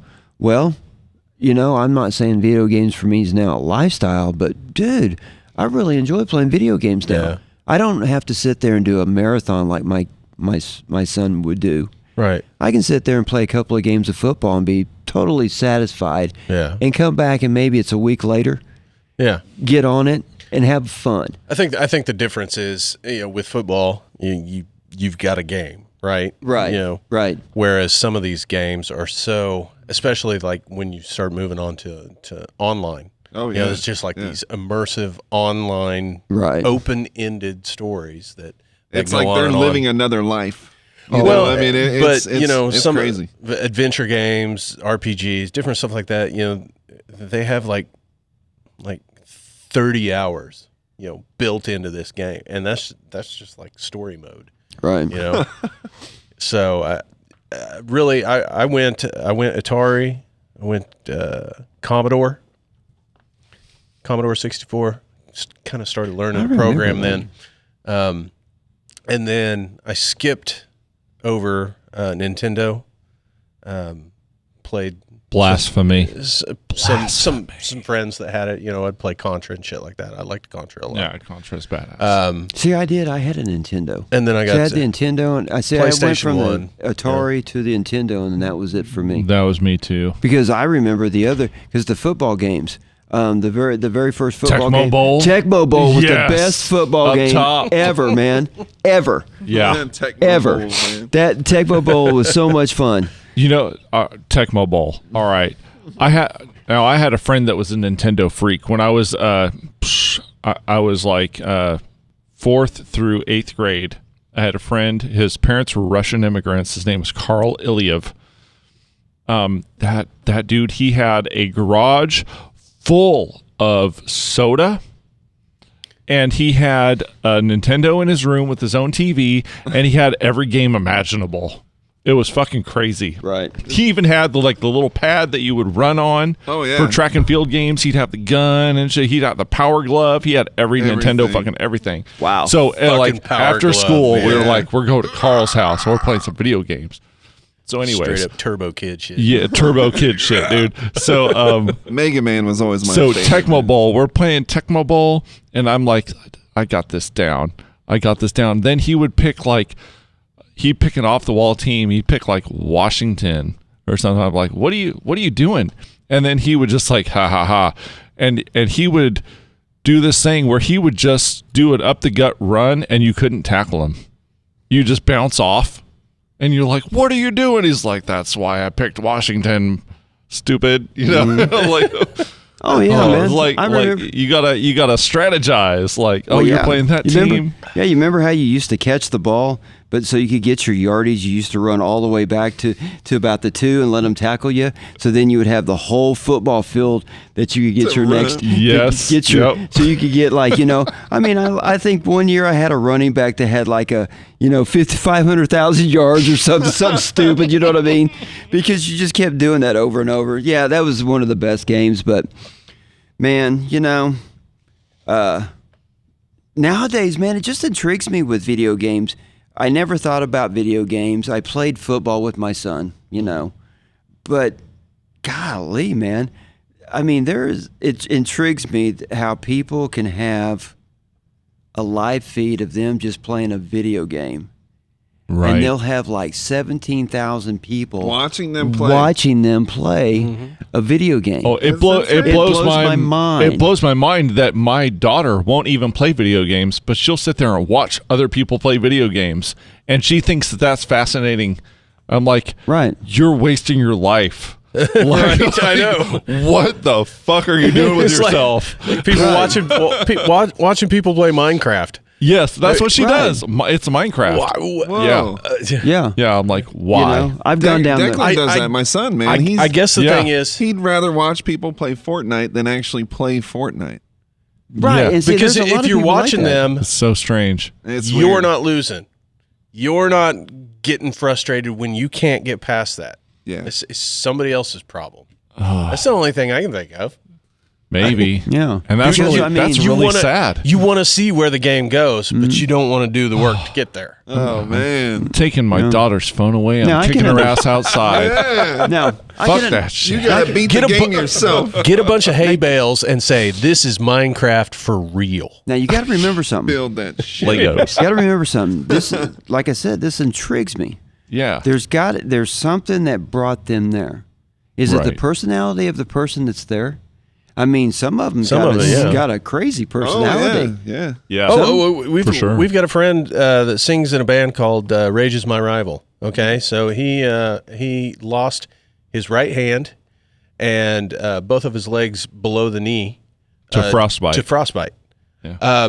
Had him amputated. But he does a lot of Twitch gaming, and he's got a lot of, because he's a one-handed gamer. I mean, that's pretty fucking impressive. Yeah. It's not like he has some attachment to play. Right. He's a one-handed gamer, so I don't have Twitch, so I haven't ever watched him. But I'm just wondering, do you play it like a keyboard? I don't know how he does it. Probably like this one. Yeah, but Now I tell you one thing. The cool thing about that is if he's gotten himself to the point with his little business that he's running on Twitch to make money. that I don't know. But But if it Yeah. is, that would be very cool because Yeah. he's in Yeah. he's in a dire situation like that, Right. oh, he's a hell of a guy. Because there's He's a guys. runner. Let me tell you, there's He's guys a- on that Twitch that are making some serious cash. Yeah. Sure. Yeah. There's Yeah. guys on YouTube that do those live feeds Bringing that in are the making dough. some serious cash. Yeah, there absolutely Making is. cash. Yeah. It's not us, No. but there are people. There are Yeah, people, there are that people are doing making it. serious cash. And these people, they were making cash all the way through the pandemic. Yeah. Yes. But there's a couple of the guys, there's a couple of channels that I like to watch for the Madden football.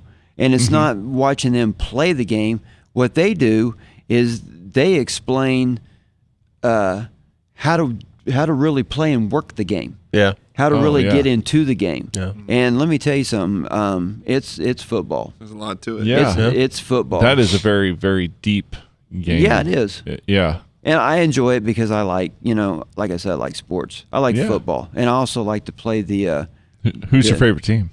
my football team? Yeah. Man, I bleed silver and blue. I've been a Dallas Cowboy fan since the day I was born.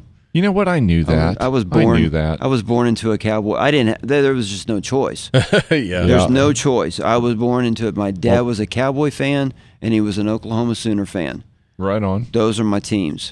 Well, Matt's wife is a diehard Cowboys. fan too. Oh my She was gosh. born into it too. Yeah, I just didn't have a choice. I mean, my mother, she always proclaimed that she was a Pittsburgh Steelers fan just to tick my dad off. Yeah. So that's the only thing. But other than that, My wife it's been was the Cowboys. born and raised in Arizona, so by default she's like a Cardinals fan. Is she really? And she anytime That's not even real. yeah, there's no such thing as a Cardinals fan.